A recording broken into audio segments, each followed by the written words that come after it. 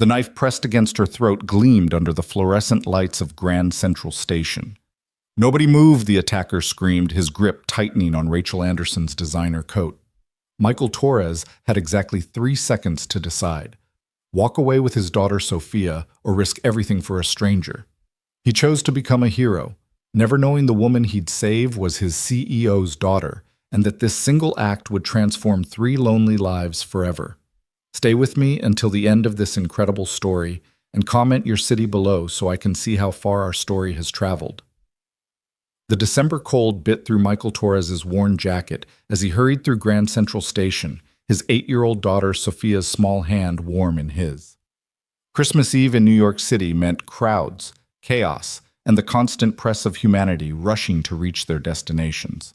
Michael had worked a double shift cleaning the offices at Anderson Global, his body aching with exhaustion, but Sophia's excitement about their modest Christmas plans kept him moving forward.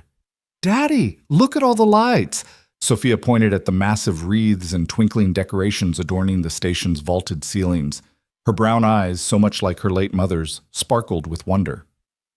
Michael managed a tired smile. "Beautiful, mija, but we need to hurry. The last train leaves in 15 minutes. They were weaving through the crowd when it happened. A woman's scream cut through the holiday chatter like a blade through silk. The bustling station seemed to freeze, hundreds of people turning toward the sound. Near the information booth, a young woman in an expensive camel coat was being held by a disheveled man, a knife glinting at her throat. "Everyone back off!" the attacker shouted, his eyes wild with desperation or drugs, maybe both. "I'll do it. I swear I'll do it." The woman, she couldn't have been older than 25, stood rigid with terror, her perfectly styled blonde hair now disheveled, her designer purse fallen to the grimy station floor. Blood had already begun to seep from a small cut on her neck where the blade pressed too hard. Security guards were nowhere in sight. The crowd had formed a wide circle, phones out, recording, but no one moved to help.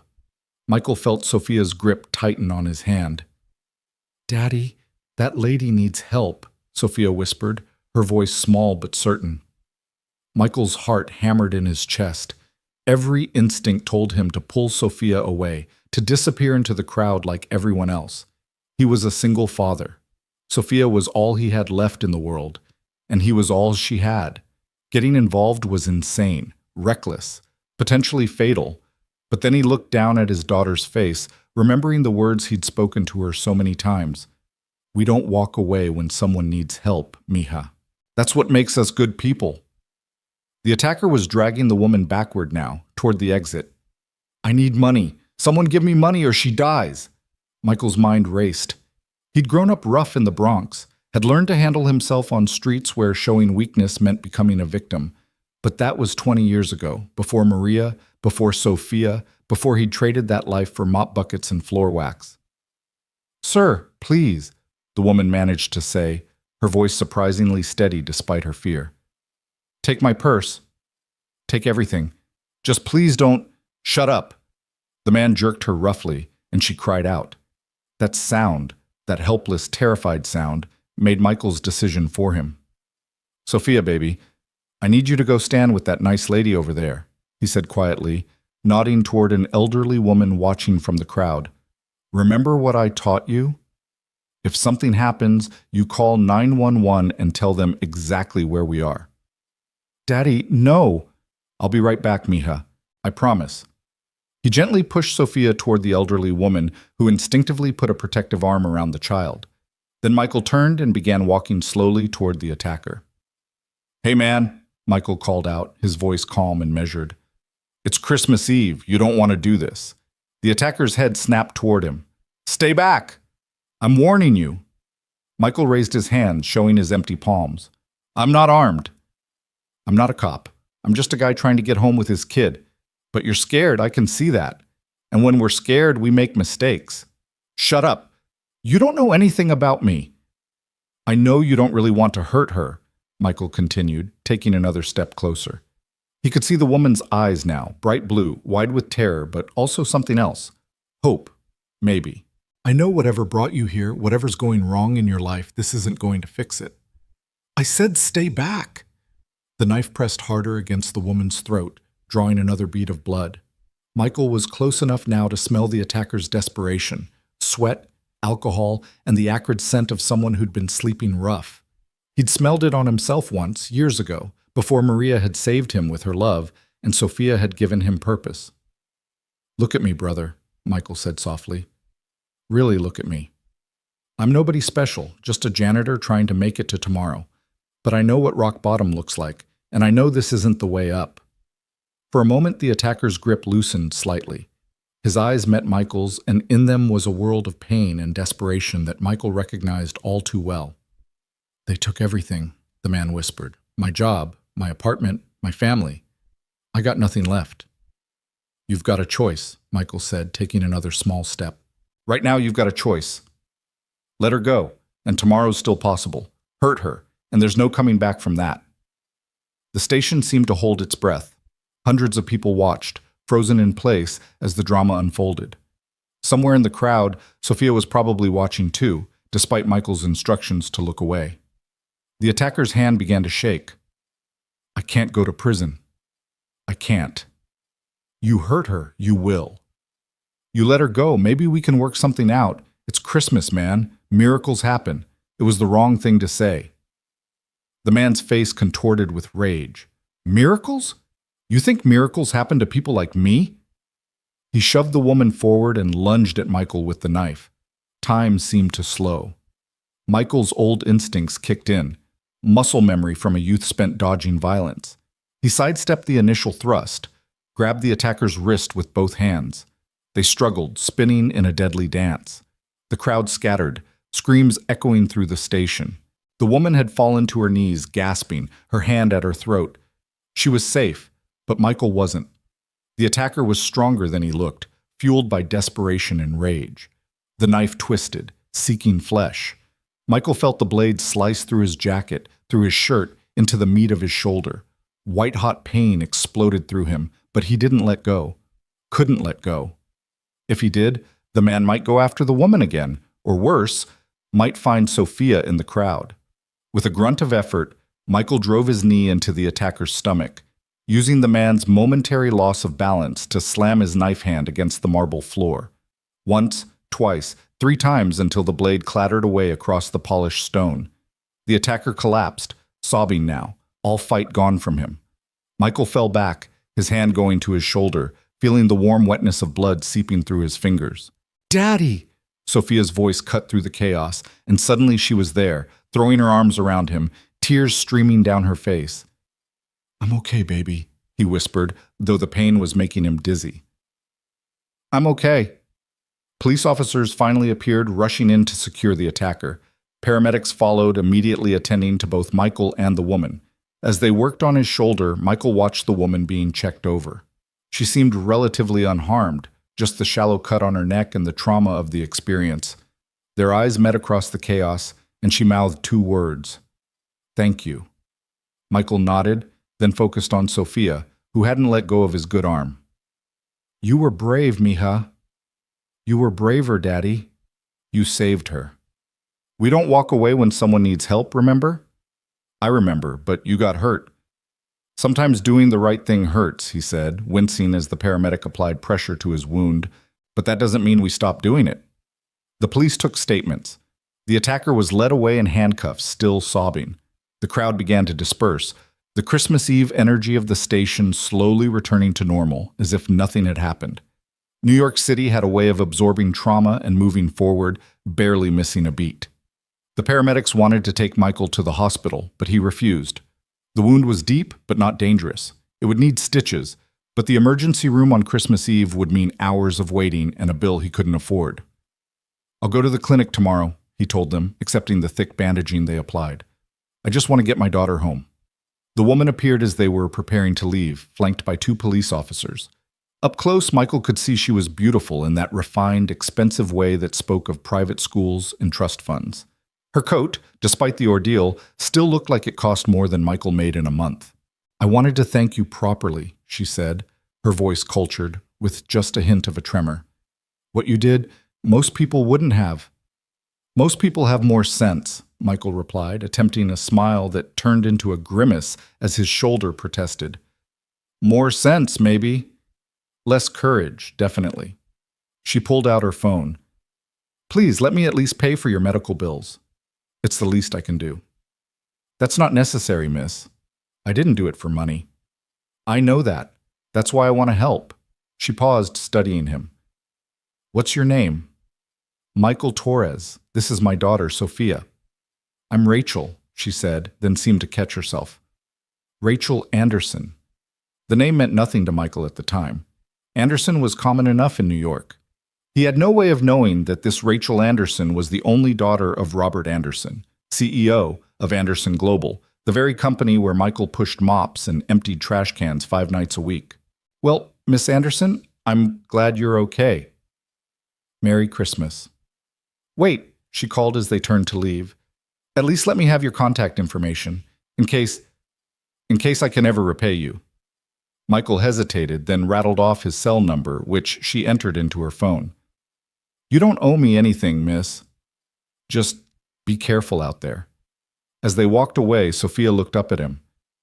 She seemed nice, Daddy. She seemed scared, mija. Anyone would be. Do you think we'll see her again? Michael laughed, then immediately regretted it as pain shot through his shoulder. I don't think people like her, and people like us run in the same circles, baby. Come on, let's go home. We've got presents to wrap. They made their train with minutes to spare, settling into seats as the city lights blurred past the windows. Sophia curled against his good side, already half asleep from the excitement and trauma of the evening. Michael held her close, trying not to think about how close he'd come to leaving her an orphan. Their apartment in Queens was small but clean, a far cry from the rat-infested places Michael had lived before Maria had civilized him. The Christmas tree, a sad little thing from the discount lot, stood in the corner, decorated with handmade ornaments Sophia had crafted at school. 3 presents sat beneath it, wrapped in newspaper because Michael couldn't afford real wrapping paper. He tucked Sophia into bed, sitting with her until her breathing deepened into sleep. Then he went to the bathroom and carefully removed his shirt, examining the wound in the mirror. It was ugly but clean, maybe 4 inches long across the meat of his shoulder. It would scar, adding to his collection. As he cleaned it with the meager supplies in their medicine cabinet, he thought about the woman, Rachel, the terror in her eyes, the relief when he'd stepped forward. He thought about the attacker too, that broken man who'd seen no way forward but violence. There but for the grace of God, Michael thought. Or the grace of Maria, who'd pulled him from his own spiral before it was too late. He took 2 ibuprofen and settled onto the couch, their bed converted back to Sophia's during her winter break. The shoulder throbbed, keeping him awake. He stared at the water stain on the ceiling, the one shaped like a rabbit that Sophia had named Mr. Hoppy, and wondered if he'd been foolish. What if he'd been killed? What would have happened to Sophia? Foster care, most likely. The system. The thought made him sick. He had no family left. His parents were gone. His brother had died in Iraq. And Maria's family had wanted nothing to do with them after she'd married outside their culture. Sophia had no one but him. And yet, what kind of father would he be if he'd walked away? What lesson would that have taught his daughter? That helping people was only worth it when it was safe? That courage was a luxury they couldn't afford? His phone buzzed. A text from an unknown number. I know you said I don't owe you anything, but I can't sleep. I keep thinking about what could have happened if you hadn't been there. Thank you doesn't seem like enough. Rachel, Michael stared at the message for a long moment, then typed back. You're welcome. Get some rest. Tomorrow's Christmas.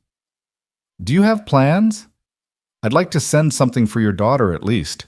She must have been terrified. We have everything we need. Merry Christmas, Miss Anderson. Merry Christmas, Mr. Torres. He set the phone aside and closed his eyes, not knowing that across the city, in a penthouse apartment overlooking Central Park, Rachel Anderson was staring at her phone, intrigued by the man who'd risked everything for a stranger and wanted nothing in return. The next morning, Christmas Day, Michael woke to Sophia's excited voice. Daddy! Daddy! Santa came. He sat up, groaning as his shoulder protested. Sophia was already at the tree, examining the presents with the serious concentration of a child trying to guess contents without opening them. Can I open them? Please? Coffee first, mija. Let your old man wake up. She bounced impatiently while he made instant coffee. They couldn't afford a real coffee maker, and settled on the couch. The morning light filtered through their single window, catching the tinsel on the tree and making it sparkle. Okay, go ahead. Sophia tore into the first present, a used book set he'd found at Goodwill, The Complete Chronicles of Narnia. Her eyes widened. All of them? All the books? All 7, baby. I know you've been wanting to read them. She hugged the books to her chest like treasure, then carefully set them aside and reached for the second present. It was an art supply kit, also secondhand but in good condition, with colored pencils, markers, and a new sketch pad. For all those beautiful drawings you make, Michael said, watching her face light up. The third present was the one he was most proud of, a locket he'd found at a pawn shop, silver and delicate with space for 2 photos. He'd already placed pictures inside, one of Maria, radiant and smiling, and one of the 3 of them together at Coney Island, taken just months before the cancer diagnosis. Sophia opened it with trembling fingers, saw the photos, and burst into tears. Oh, Mija, I didn't mean to make you sad. I'm not sad, Daddy. I'm happy. Now I can keep you both with me always. She threw her arms around his neck, and he held her tight, ignoring the pain in his shoulder. These moments, he thought, these were worth any risk. They spent the morning reading together, Sophia already deep into The Lion, the Witch, and the Wardrobe, occasionally reading passages aloud in her clear, sweet voice. Michael dozed on and off, the pain medication making him drowsy. Around noon, his phone rang. Unknown number. Mr. Torres? This is Rachel Anderson. I hope I'm not interrupting your Christmas. Not at all, Miss Anderson. How are you feeling? Sore, scared, grateful. Listen, I know you said you don't want anything, but I can't stand the thought of the man who saved my life spending Christmas Day injured because of me. I've arranged for a private physician to come to your home, if you'll allow it. No hospitals, no bills, just someone to properly treat that wound. Michael's first instinct was to refuse, but the shoulder was really hurting now, and he knew it needed proper treatment. Pride was a luxury he couldn't afford, not with Sophia depending on him. That's very kind of you. It's the least I can do. Can you text me your address? An hour later, Dr. Patricia Kwan arrived at their door, a kind-faced woman who didn't blink at their modest apartment. She cleaned and stitched Michael's wound with efficient professionalism, left antibiotics and proper pain medication, and strict instructions for care. You're lucky, she told him. Another inch to the left and we'd be having a very different conversation. That was a brave thing you did. Or stupid. The two aren't mutually exclusive, she said with a smile. Take care of yourself, Mr. Torres. Your daughter needs you. After she left, Sophia curled up beside him on the couch. The doctor lady was nice. Yes, she was. Was she from the lady you saved? She sent her, yes. Sophia was quiet for a moment, then said, Maybe she's our Christmas angel. Mama always said angels come when we need them most. Michael kissed the top of her head. Maybe so, baby. Maybe so. They spent the rest of Christmas Day quietly, eating the simple meal Michael had prepared the night before, rice and beans with the small chicken he'd been saving. Sophia drew pictures with her new art supplies, creating an elaborate thank you card for Miss Rachel the Christmas Lady, as she'd decided to call her. That evening, as Sophia was getting ready for bed, she asked, Daddy, are you going to work tomorrow? Michael's heart sank. He'd forgotten about work. Anderson Global's offices were closed for the holiday, but the cleaning crew was scheduled to come in for deep cleaning. His shoulder throbbed at the thought of pushing mops and lifting trash bags. I have to, Mija. Bills don't pay themselves. But you're hurt. I've worked hurt before. Don't worry about me. But as he tucked her in, he wondered how he was going to manage. The deep cleaning was intensive, stripping and waxing floors, cleaning windows, moving furniture. His supervisor, Gary, wasn't known for his sympathy. Missing work meant missing pay, and they were already behind on rent. The next morning came too soon. Michael's shoulder had stiffened overnight, and getting dressed was agony. He dropped Sophia at Mrs. Chen's apartment, the elderly neighbor who watched her when school was out, and made his way to Manhattan. Anderson Global occupied a gleaming 40-story tower in Midtown, all glass and steel and aggressive modernism. Michael had been cleaning these offices for 3 years, invisible to the suits who worked there during the day, just another part of the building's machinery. He badged in through the service entrance, already sweating from the pain of the subway commute. Gary was waiting in the supply room, clipboard in hand, scowl firmly in place. "Torres, you look like hell." "I'm fine, Gary." "You don't look fine. You look like you're about to fall over." "I said I'm fine." Gary studied him for a moment, then shrugged. "Your funeral. You're on floors 30 through 35 today. Executive level, so don't screw up." The executive floors. Of course.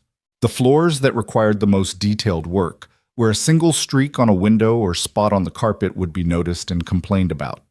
Michael grabbed his supply cart and headed for the service elevator.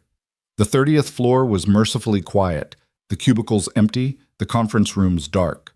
Michael worked slowly, methodically, trying to favor his injured shoulder. But by the time he reached the 32nd floor, he was lightheaded from pain. He was attempting to maneuver the heavy floor buffer when he heard voices in the hallway. Strange. No one should be here except the cleaning crew. "I don't care that it's the day after Christmas, Johnson. I want those reports on my desk by 9 a.m. tomorrow." The voice was sharp, authoritative, used to being obeyed. A man rounded the corner, tall, silver-haired, wearing a suit that probably cost more than Michael made in 6 months. Robert Anderson himself, CEO and founder of Anderson Global. With him was a younger man Michael recognized as Johnson from accounting, looking miserable at being called in on a holiday, and Michael's heart stopped. Rachel Anderson, in designer jeans and a cashmere sweater, her neck bandaged discreetly with a silk scarf. Their eyes met across the hallway, and her face went through a series of expressions: surprise, recognition, and then something like alarm. "I'll call you back, Johnson," Robert Anderson was saying into his phone.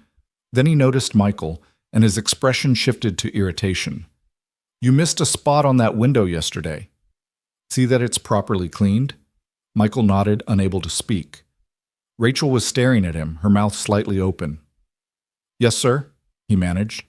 Robert Anderson had already dismissed him, turning back to Johnson, but Rachel hadn't moved. "Daddy," she said suddenly, "this is—" "Not now, Rachel. We have work to do." "But Daddy, this is the man."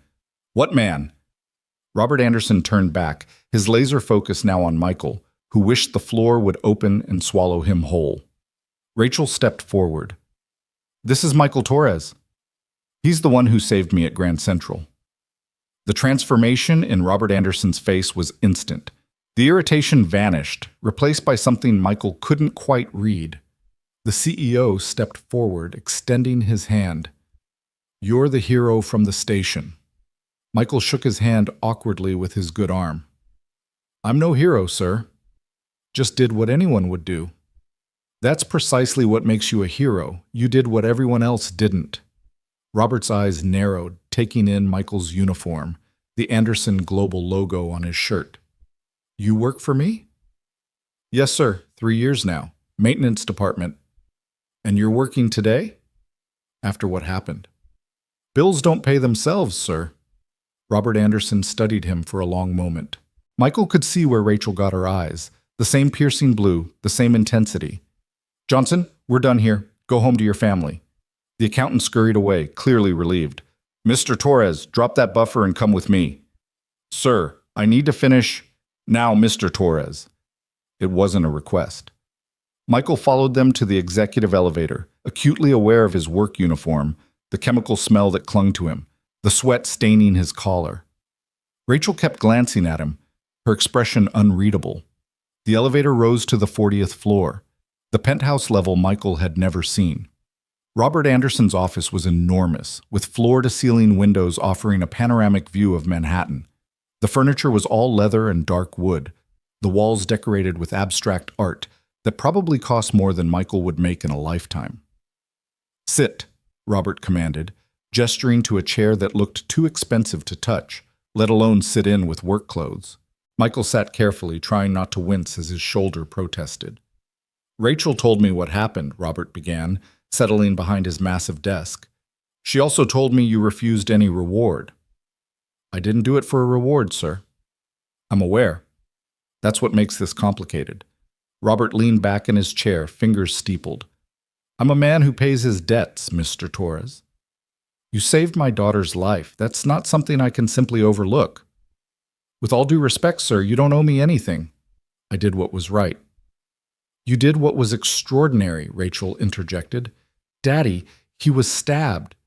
He has a daughter, and he still risked— A daughter? Robert's eyebrows rose. You're married. Widowed, sir. My daughter is 8. And you risked leaving her an orphan to save a stranger. I couldn't walk away, sir. I couldn't teach my daughter to be good people if I walked away. Robert Anderson was quiet for a long moment, studying Michael with those penetrating eyes. What do you make here, Mr. Torres? Annually? Michael flushed. I do all right, sir. Gary, Robert barked into his phone. Get me the employment file for Michael Torres, maintenance department. Now. They waited in uncomfortable silence. Rachel moved to the window, her reflection showing worry and something else.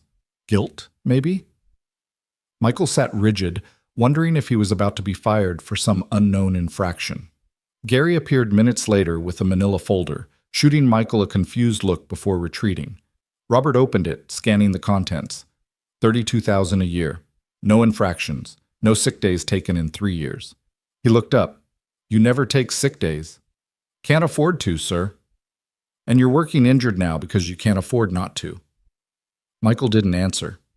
What was there to say? Robert closed the file. This is unacceptable. Michael's heart sank. This was it. He was being fired. Sir, if I've done something wrong— You've done everything right, Mr. Torres. That's the problem. Robert stood, pacing to the window. I built this company on the principle that excellence should be rewarded. You've shown excellence of character, and you're mopping my floors for barely above minimum wage. It's honest work, sir. It is. But it's not enough. Not for the man who saved my daughter. He turned back. I'm promoting you. Facilities manager, starting immediately. $60,000 to start, full benefits, and a signing bonus to cover any medical expenses from your injury. Michael's head spun. Sir, I don't have the education. You have something better: character, integrity, courage. The rest can be learned. Daddy, Rachel said softly, you're overwhelming him. Robert's expression softened slightly as he looked at his daughter. Perhaps. Mr. Torres, take the rest of the week off, paid. Let that shoulder heal. Report to HR on Monday to complete the paperwork. Michael stood on shaky legs. Mr. Anderson, this is too much. It's not enough, but it's a start. Go home to your daughter, Mr. Torres. Michael nodded, unable to form words. As he turned to leave, Rachel followed him to the elevator. I'm sorry, she said once they were alone. I didn't know you worked here. If I had, I would have handled this differently. It's okay, miss. Your father is generous. He's guilty. I'm his only family, and he almost lost me. He doesn't know how to process that except through grand gestures. The elevator descended in silence. As they reached the maintenance level, Rachel touched his good arm. The thing is, Mr. Torres, you didn't just save my life. You reminded me that there are still good people in the world, people who do the right thing without expecting anything in return. That's rare. Not as rare as you might think, miss. Most people just never get the chance to prove it. She smiled then, the first genuine smile he'd seen from her. Maybe you're right. Take care of that shoulder. And thank your daughter for me, for letting her daddy be a hero. As Michael gathered his things from his locker, his phone buzzed with a text from an unknown number. It was a photo. Sophia's thank you card had somehow been delivered to Rachel, who'd sent a picture of herself holding it, smiling at the camera. Tell Sophia her card is beautiful. I'd love to meet her properly someday. Michael stared at the photo for a long moment. Rachel Anderson, heiress to a fortune, wanted to meet his Sophia. The world had shifted on its axis in the span of an hour, and he wasn't sure how to process it. He made his way home in a daze, stopping at the corner store to buy Sophia's favorite ice cream, a luxury they rarely afforded. Mrs. Chen raised an eyebrow when he picked up Sophia early. You look different, Michael. Something happened? I got a promotion, Mrs. Chen. A big one. The The elderly woman smiled. Good. About time someone noticed you're worth more than they're paying. Back in their apartment, Michael sat Sophia down and tried to explain what had happened. But how did you tell an 8-year-old that their life had just changed because Daddy had been brave? So the Christmas lady's daddy is your boss? Sophia asked, working through the logic with careful concentration. Yes, mija. And he's giving you a better job because you saved her? Something like that. Sophia was quiet for a moment, then said, That's good. But you would have saved her anyway, right? Even if her daddy wasn't rich? Of course, baby. Good. Because we don't walk away when someone needs help. That's right. Can I meet her? The Christmas lady? She seems nice. Michael looked at the photo on his phone again. Rachel holding Sophia's card, that genuine smile lighting up her face. Maybe, mija. Maybe. That night, after Sophia was asleep, Michael stood at their window looking out at the city lights. 3 days ago, he'd been invisible, just another working poor father trying to make ends meet. Now he had a salary that would change everything. Sophia could have new clothes, could join the art classes she'd been wanting to take, could maybe even go to college someday without drowning in debt. All because he'd chosen not to walk away. His phone buzzed. Rachel again. I know this is presumptuous, but I wanted you to know what you did didn't just save my life. It changed it. I've been going through the motions for years, surrounded by people who only see my last name and my father's money. You saw a person who needed help. Thank you for that reminder of what actually matters. Michael typed back, You're welcome. But miss, you don't need to thank me anymore. We're even. We're not even close to even, Mr. Torres. But I hope we can at least be friends. Friends. Could someone like him be friends with someone like her? In the real world, their paths would never cross except in moments of crisis or service. But maybe the real world had shifted a little, creating space for something unexpected. I'd like that, he typed, then deleted it. Too forward. Take care, Miss Anderson, he wrote instead. Rachel. Please call me Rachel. Good night, Rachel. Good night, Michael. He set the phone aside and prepared the couch for sleep, his shoulders still aching but somehow feeling lighter than he had in years. Tomorrow would bring new challenges, learning a job he wasn't qualified for, navigating the corporate world he'd only seen from the outside, figuring out how to exist in Rachel Anderson's orbit without losing himself. But tonight, he'd saved someone. He'd shown Sophia that doing right mattered more than playing it safe. And maybe, just maybe, he'd found an unexpected friend in the process. As he drifted off to sleep, he thought about his wife, Maria, how she would have laughed at the absurdity of it all. My janitor husband, the hero, she would have said, kissing his forehead. I always knew you were more than mops and buckets, mi amor. The city hummed outside their window, millions of lives intersecting and separating, most never touching at all. But sometimes, Michael thought, sometimes lives collided in ways that changed everything. A desperate man with a knife, a woman in the wrong place at the wrong time, a janitor who couldn't walk away. And from that violent intersection, something new was beginning to grow. What it would become, Michael couldn't guess. But for the first time since Maria's death, he was curious about tomorrow. The shoulder would heal, the job would be learned. And somewhere in this vast city, Rachel Anderson was lying awake too, thinking about the janitor who'd become a hero, wondering what came next. The following Monday arrived with a mixture of anticipation and dread that kept Michael awake most of Sunday night. He'd pressed his best shirt 3 times, polished his old dress shoes until they almost looked respectable, and practiced what he would say to HR so many times that Sophia had started reciting it back to him over breakfast. Good morning, I'm Michael Torres here for the facilities manager position, Sophia said in a deep voice, mimicking him while eating her cereal. Mr. Anderson told me to report today. Very funny, mija, Michael said, adjusting his tie for the 10th time.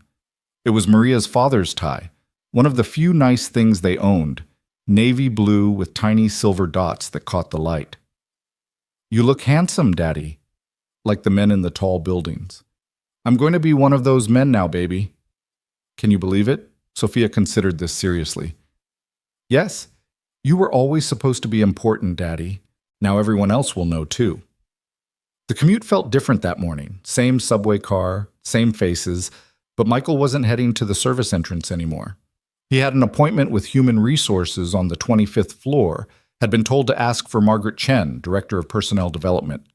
The Anderson Global lobby intimidated him in a way it never had before. When he was just maintenance staff, he belonged in the shadows, invisible and unnoticed. Now he had to walk through the main entrance, past the security desk where Tom had worked for 5 years and knew every janitor by name. Michael? Tom's eyebrows shot up as Michael signed in at the visitor log. What are you doing here? Day shift doesn't start until... I'm not on maintenance anymore, Tom. Got promoted. The security guard's eyes widened. No kidding. Good for you, man. About time someone noticed you bust your ass around here. The elevator ride to the 25th floor felt endless. Michael's shoulders still ached, though the proper medical care had made a world of difference. The stitches would come out in a week, Dr. Kwan had said when she'd called to check on him. The scar would be permanent, but clean. Margaret Chen turned out to be a tiny woman with sharp eyes and an efficient manner that reminded him of a military drill sergeant. She had a stack of paperwork ready, benefit packages to review, and a company laptop that Michael stared at like it might bite him. I should tell you, Margaret said as they worked through the forms, Mr. Anderson called me personally about your situation. That doesn't happen often. Actually, it's never happened in my 15 years here. I'm not sure I'm qualified for this position, Mrs. Chen. Ms. Chen, she corrected automatically. And Mr. Anderson seems to think character matters more than qualifications. Plus, you know this building better than anyone. You've been cleaning it for 3 years. Who better to manage its facilities? She had a point, but Michael still felt like an imposter as she explained his new responsibilities. He would oversee a team of 32 people, manage vendor contracts, coordinate with department heads about their facility needs. The salary made him dizzy, $60,000, more than he and Maria had ever dreamed of having. There's also the matter of your bonus, Ms. Chen said, sliding a check across the desk. Mr. Anderson insisted it be ready today. $10,000. Michael's hands shook as he held the check. It was more money than he'd ever seen at once, enough to catch up on rent, pay off the credit card debt from Maria's funeral, maybe even start a college fund for Sophia. This is too much, he said weakly. Mr. Anderson doesn't do anything by halves, Ms. Chen replied. Your office is on the 3rd floor. Roger will be expecting you. He's been acting facilities manager since the last one quit. He'll show you the ropes. Roger Kowalski was a bear of a man in his 60s, with gray hair and hands that showed decades of physical work. He looked Michael up and down with obvious skepticism. So you're the hero janitor, he said, not unkindly, but not warmly either. Anderson told me to train you up, get you ready to take over. You ever managed people before? No, sir. Ever dealt with vendors? Negotiated contracts? Handled a budget? No, sir. Roger sighed. At least you're honest. Come on, let's start with the basics. The next hours were overwhelming. Roger showed him spreadsheets, work schedules, maintenance logs, vendor agreements. There were emergency protocols, union regulations, safety requirements. Michael's head spun with information, but he took careful notes, determined to prove he deserved this chance. They were reviewing the HVAC maintenance schedule when Roger's phone rang. He answered, grunted a few times, then hung up. That was Anderson's assistant. The big man wants to see you.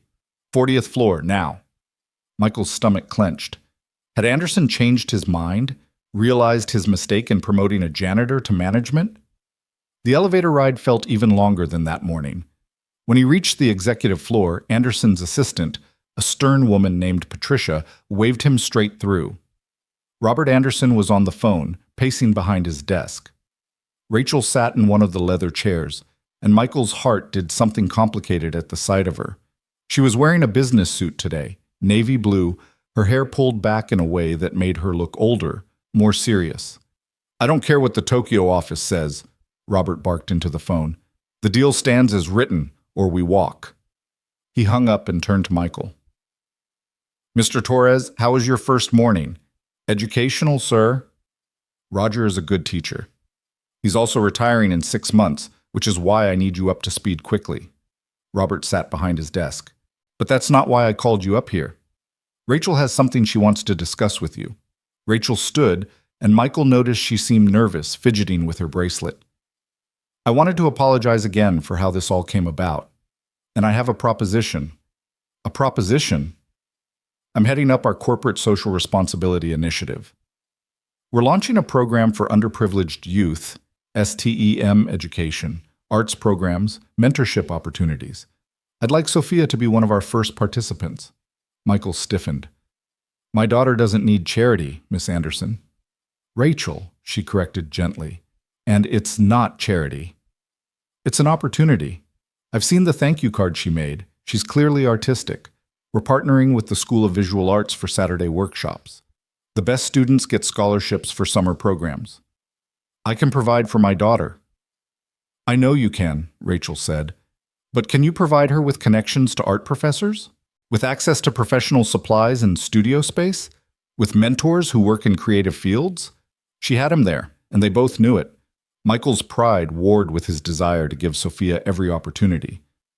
Let me think about it, he finally said. Of course. The first workshop is this Saturday. Just consider it? As Michael left the executive floor, he felt the weight of how much his life was changing. It wasn't just the money or the job. It was entering a world he didn't understand, with rules he didn't know. The rest of the week blurred together in a haze of learning. Roger was a demanding teacher, but a fair one, and gradually Michael began to understand the scope of his new role. He was good with the maintenance staff. They were his people, after all. He knew their struggles, their personalities, who was reliable and who needed watching. You've got instincts, Roger admitted by Thursday. You know buildings, you know workers. The rest is just paperwork and politics. The politics worry me more than the paperwork. Roger laughed. Smart man. Word of advice? Anderson brought you in for a reason. Don't try to be someone you're not. Be the guy who stood up when everyone else stood back. Friday afternoon, Michael was reviewing vendor contracts when his desk phone rang. Mr. Torres? This is Patricia, Mr. Anderson's assistant. Miss Anderson would like to know if you've decided about tomorrow's workshop. Michael had been agonizing over it all week. Sophia had seen the brochure he'd brought home and had been excited, but he worried about her entering a world where she might feel less than, where other kids would have advantages she didn't. Tell Miss Anderson we'll be there. That night, as he helped Sophia pick out her clothes for the workshop, she asked, Will the Christmas lady be there? Her name is Rachel, mija, and yes, she's organizing it. Is she pretty? Sophia. What? She looked pretty in the picture. And she sent me that nice note about my card. Rachel had indeed sent a handwritten thank you note on stationery so expensive Michael had been afraid to touch it. Sophia had taped it to the wall above her bed like it was a treasure.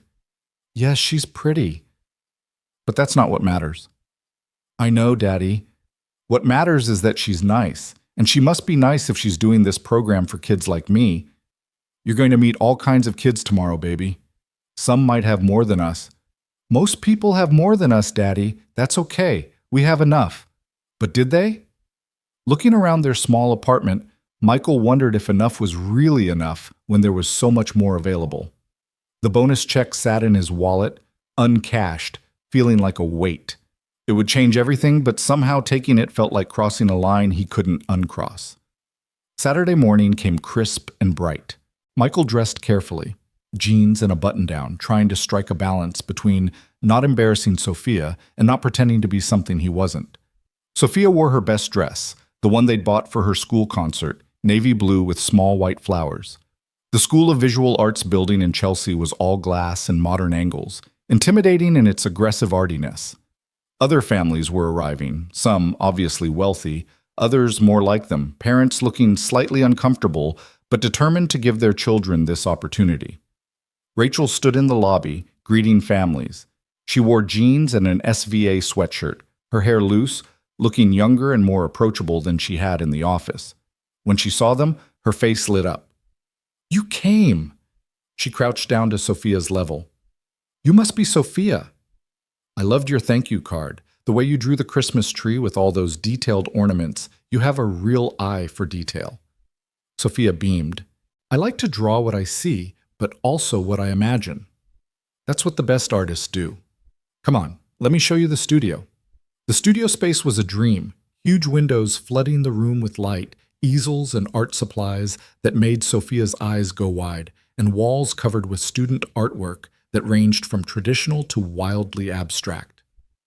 Daddy, look, Sophia whispered, tugging his hand. They have real canvas, and those pencils, they're the professional ones. Other children were arriving, some clearly comfortable in this environment, others looking as wonderstruck as Sophia. Rachel moved among them, making introductions, her manner warm but professional. Parents, you're welcome to stay for the first session, the instructor, a woman with purple hair and paint-stained fingers, announced. After that, we ask that you let the young artists work without distraction.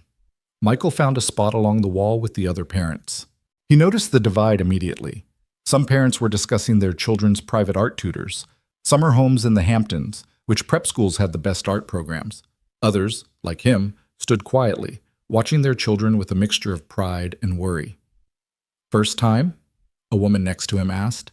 She was dressed simply but elegantly, with the kind of understated wealth Michael was learning to recognize. Yes, you? Third year. My daughter Emma loves it. Don't worry, they're good here. They don't make distinctions between the scholarship kids and the paying ones. Scholarship kids. Is that what Sophia was? Michael watched as his daughter tentatively picked up a piece of charcoal, testing its weight and texture with careful fingers. The instructor began with basics, how to see shapes and shadows, how to translate 3 dimensions to 2. Sophia absorbed every word, her concentration absolute. When they were given their first exercise, draw something that makes you feel safe, Sophia immediately began sketching. Michael couldn't see what she was drawing from his position, but he could see her face, intent, peaceful, completely in her element. This was right, he realized. Whatever his pride issues, this was right for her. Rachel appeared at his elbow. She's a natural. Look how she holds the charcoal, like she was born to it. Her mother was artistic, Michael said quietly. I always wondered if Sophia inherited it. Tell me about her mother if you don't mind. Michael rarely talked about Maria to anyone except Sophia, but something about the way Rachel asked, genuine interest without pity, made him answer. Maria was a teacher. 3rd grade. She had this way of seeing beauty in everything, even in our rough neighborhood. She'd take Sophia on what she called beauty walks, pointing out interesting shadows, the way light hit broken glass, the patterns in peeling paint.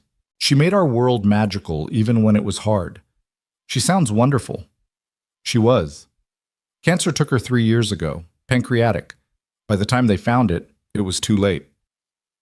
I'm sorry. Sophia was only 5. Sometimes I worry she won't remember her. She will, Rachel said with certainty.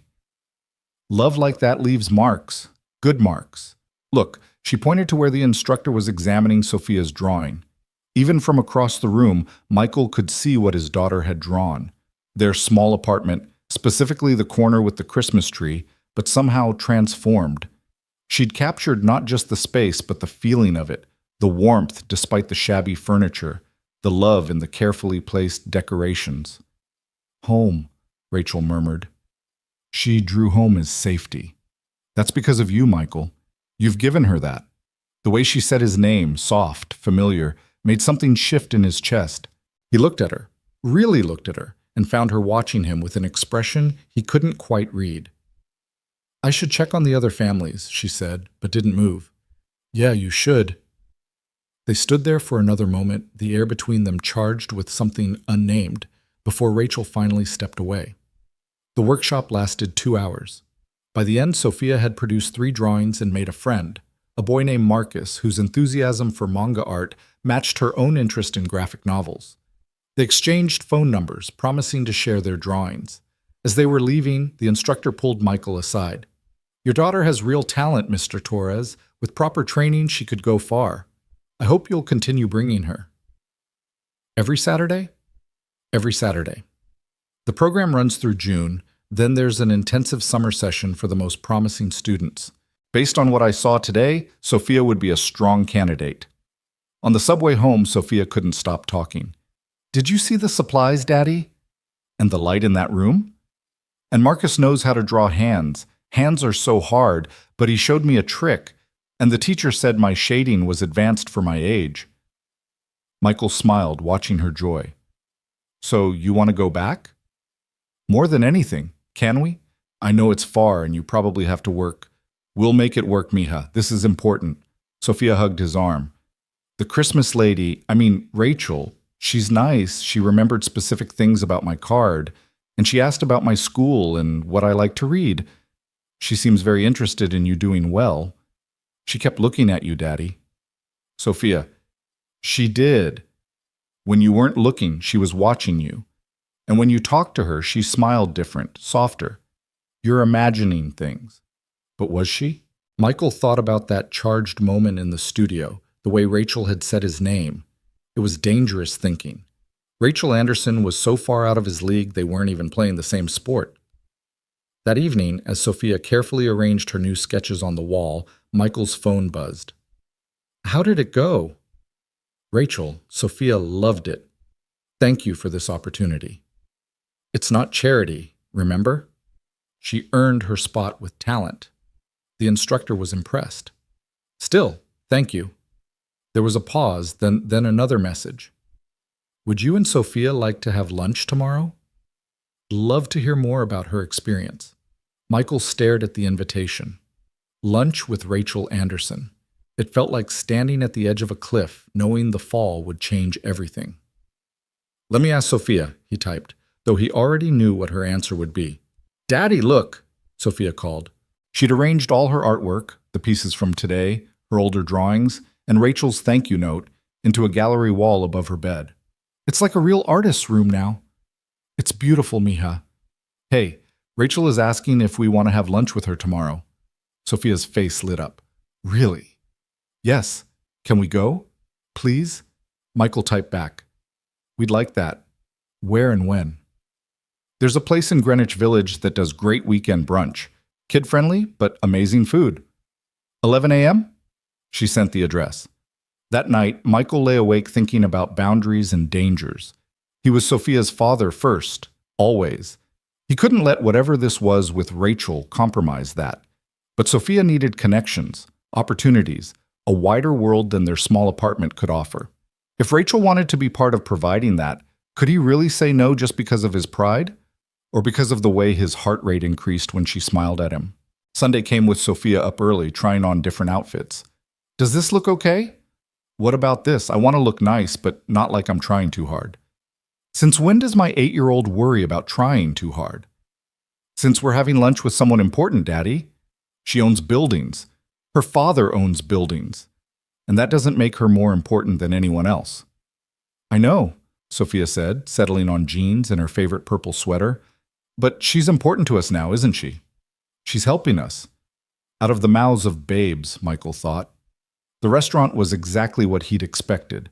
Exposed brick walls, Edison bulb lighting, the kind of studied casual that cost a fortune.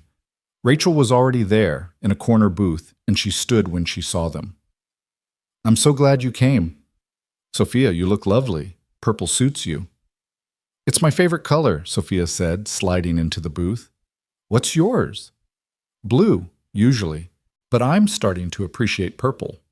They ordered, Rachel insisting it was her treat despite Michael's protests. Sophia got chocolate chip pancakes that were more chocolate than pancake. Michael ordered eggs Benedict after Rachel promised it was the best in the city, and Rachel got an omelet that came with vegetables Michael couldn't identify. Tell me about your drawings yesterday, Rachel said to Sophia. The instructor said you showed remarkable emotional intelligence in your work.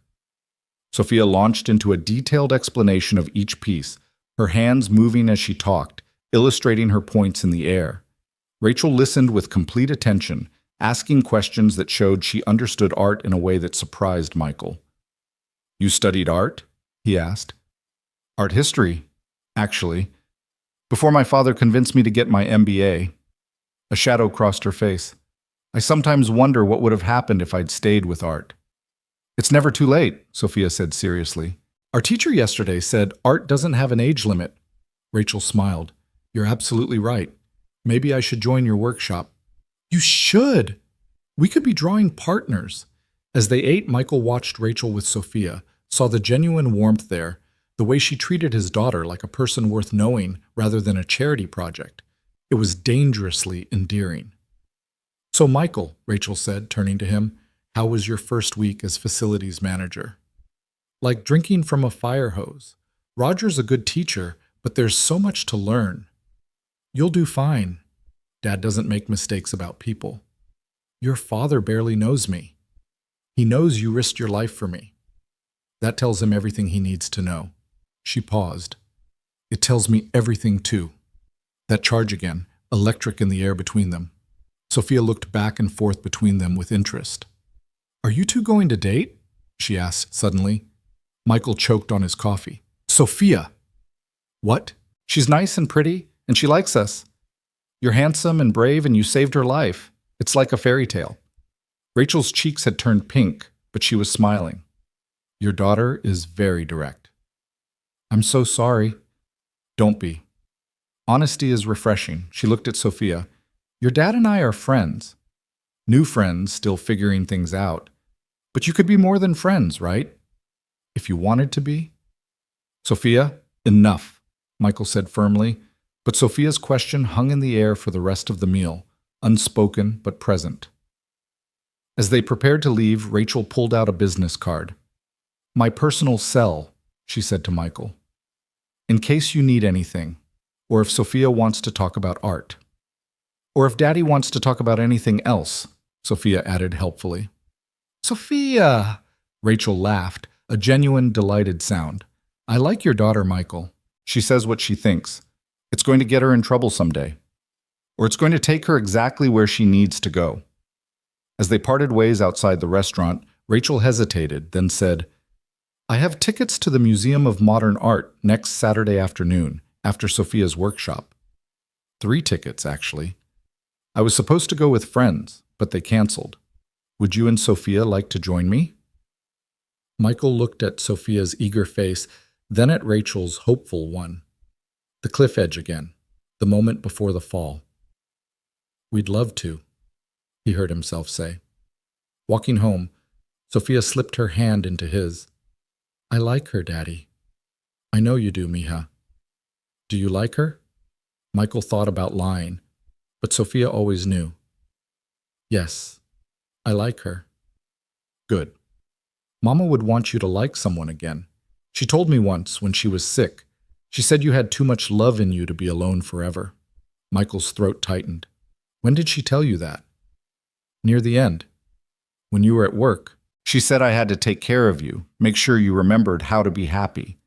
They walked in silence for a block before Sophia added, I think Rachel makes you remember how to be happy.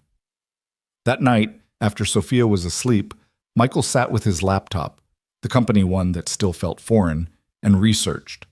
He looked up Rachel Anderson, found society photos, charity events, a life lived in public view. She was 26, had graduated from Columbia summa cum laude, had been engaged once to a hedge fund manager but had broken it off last year. She was everything he wasn't, educated, cultured, wealthy beyond imagination. What could she possibly want with a widowed janitor and his daughter? His phone buzzed. Rachel. Thank you for today. Sophia is extraordinary. You've done an amazing job raising her. She raises herself mostly. I just try to keep up.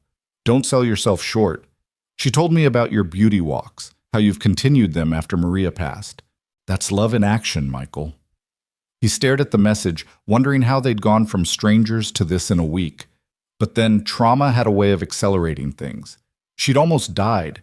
He'd saved her. Everything after that was uncharted territory. Good night, Rachel. Good night, Michael. See you Saturday. As he closed the laptop and prepared the couch for sleep, Michael thought about trajectories, how a single moment could redirect an entire life. A week ago, he'd been invisible, struggling, alone except for Sophia. Now he had a job that could change their future, a daughter blooming in an art program, and a woman who looked at him like he was someone worth knowing. It was too much, too fast. But maybe that's how the best things happened, all at once, when you weren't ready, forcing you to either embrace the change or retreat to safety. Michael chose to embrace it, even as he worried about the fall. Because Sophia was right, Maria would want him to remember how to be happy. And for the first time in 3 years, he was beginning to remember what that felt like. The city hummed outside their window, indifferent to the small dramas playing out in countless apartments. But in their small corner of Queens, something was shifting. Michael's shoulder still ached, the stitches pulling when he moved wrong, a permanent reminder of the moment everything changed. A week from now, they would stand in the Museum of Modern Art, Sophia between them, all three looking at a painting of a night sky that seemed to pulse with hidden life. Rachel would explain the technique, the history, the artist's pain and triumph. Sophia would sketch in her new notebook, trying to capture not just what she saw, but what she felt. And Michael would watch them both, his daughter and this unexpected woman, and think that maybe taking risks was worth it after all. But that was next week. Tonight, he pulled the thin blanket up to his chin and listened to Sophia's peaceful breathing from behind the partition. Tomorrow, he would return to Anderson Global, would continue learning how to be more than he'd ever imagined possible. Tomorrow, the transformation would continue. The last thought before sleep took him was of Rachel's smile when Sophia had asked if they would date. Not embarrassed, not offended, just interested. As if the idea wasn't completely insane, as if maybe, just maybe, it was exactly right. The Museum of Modern Art was exactly the kind of place Michael had always walked past but never entered, its admission price alone enough to keep families like his on the sidewalk looking in. But here they were, Rachel handing over tickets like it was nothing, Sophia's eyes wide as they entered the soaring white spaces filled with art that challenged and confused and delighted. "This is where Picasso lives?" Sophia asked, her voice hushed with reverence. "His paintings live here," Rachel corrected gently.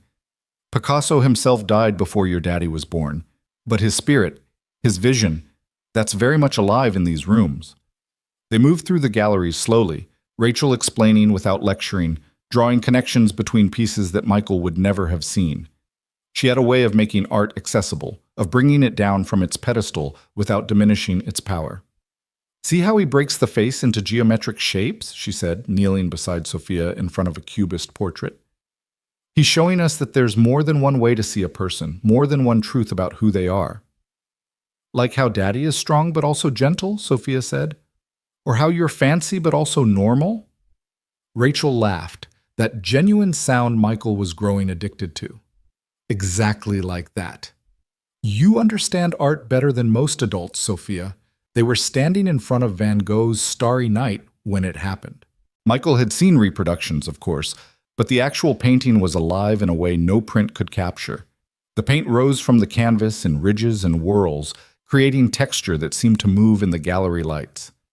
"He painted this from his room in an asylum," Rachel said quietly. "He was in so much pain, but look what he created. Beauty from suffering." Michael felt her hand brush his, not quite holding, but not quite accidental either. "Sometimes the worst moments create the best things," he said, thinking of that night in Grand Central, the knife, the blood, the fear that had brought them all here. "Yes," Rachel said, and her fingers intertwined with his, just for a moment before pulling away. "Sometimes they do." Sophia was sketching, trying to capture the movement of Van Gogh's sky in her notebook, oblivious to the moment passing between the adults. Or maybe not oblivious. Michael caught her sneaking glances at them, a small smile on her face. They had lunch in the museum cafe, overpriced sandwiches that Sophia declared the best she'd ever had because art makes everything taste better. Rachel told stories about her college years, studying abroad in Florence, getting lost in the Uffizi Gallery for entire days. "Did you ever want to be an artist yourself?" Sophia asked. "I did once, but my father had other plans. My daddy says we should follow our dreams." "Your daddy is right." Rachel looked at Michael. "It takes courage to follow dreams. More courage than I had at the time." "It's not too late," Michael said. "You told Sophia that yesterday, remember?" "I did, didn't I?" She smiled, but it was tinged with sadness. "Maybe someday." As they prepared to leave, Rachel's phone rang. Her father. Michael could hear his commanding voice even from where he stood. "I'm at MoMA." "Yes, with friends." "No, I haven't forgotten about the Tokyo call." "Dad, it's Sunday." "Yes, sir. I'll be there." She hung up, her expression apologetic. I have to go. International crisis that apparently can't wait until tomorrow. It's okay, Michael said, though Sophia's disappointment was obvious. No, it's not. Rachel knelt down to Sophia's level. I promised you the whole afternoon, and I'm breaking that promise. I'm sorry. It's okay, Sophia said, though her voice was small. Important people have important things to do. You're important too, Rachel said firmly. More important than any business deal. How about this? Next Saturday, after your workshop, would you like to come to my apartment? I have art supplies from my college days and a view that's perfect for sketching. Sophia looked at Michael, who nodded. I'd like that, she said. As Rachel hurried off, her driver already waiting at the curb, Sophia slipped her hand into Michael's. She didn't want to leave. No, she didn't. Her dad sounds mean. He's not mean, mija. He's just focused on different things. They took the subway home, Sophia chattering about the art they'd seen, already planning what she would draw next Saturday. But Michael's mind was on Rachel, the sadness in her eyes when she talked about abandoned dreams, the way her father's voice had changed her entire demeanor. That week at work, Michael threw himself into learning everything Roger could teach him. He discovered he had a knack for scheduling, for seeing patterns in the maintenance needs that could prevent problems before they started. The staff was warming to him too, once they realized he wasn't going to forget where he came from. You actually listen, Roger said Wednesday afternoon, approving. The last guy, college boy with an MBA, he thought he knew everything. You know you don't know everything. I don't know much of anything yet. But you're learning. That's what matters.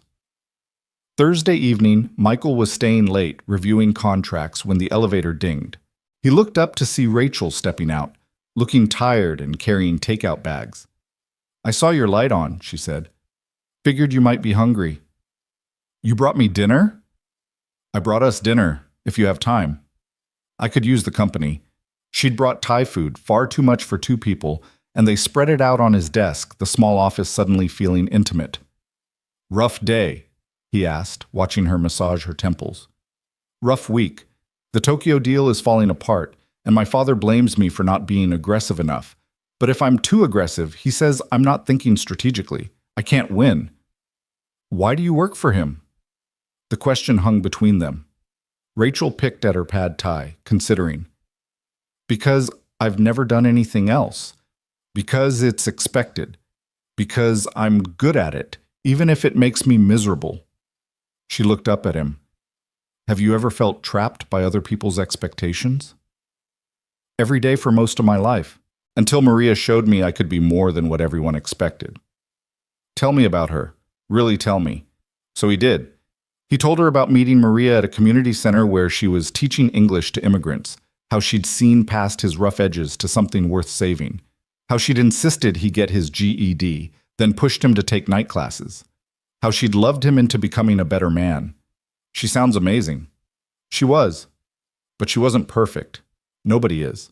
She had a temper, especially about injustice.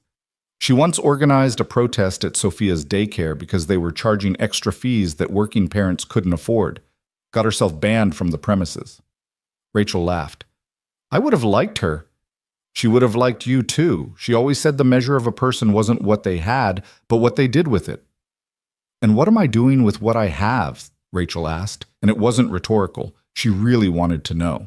You're giving kids like Sophia opportunities they wouldn't have otherwise. You're sitting in a tiny office eating takeout with a facilities manager instead of being at whatever fancy parties you're supposed to attend.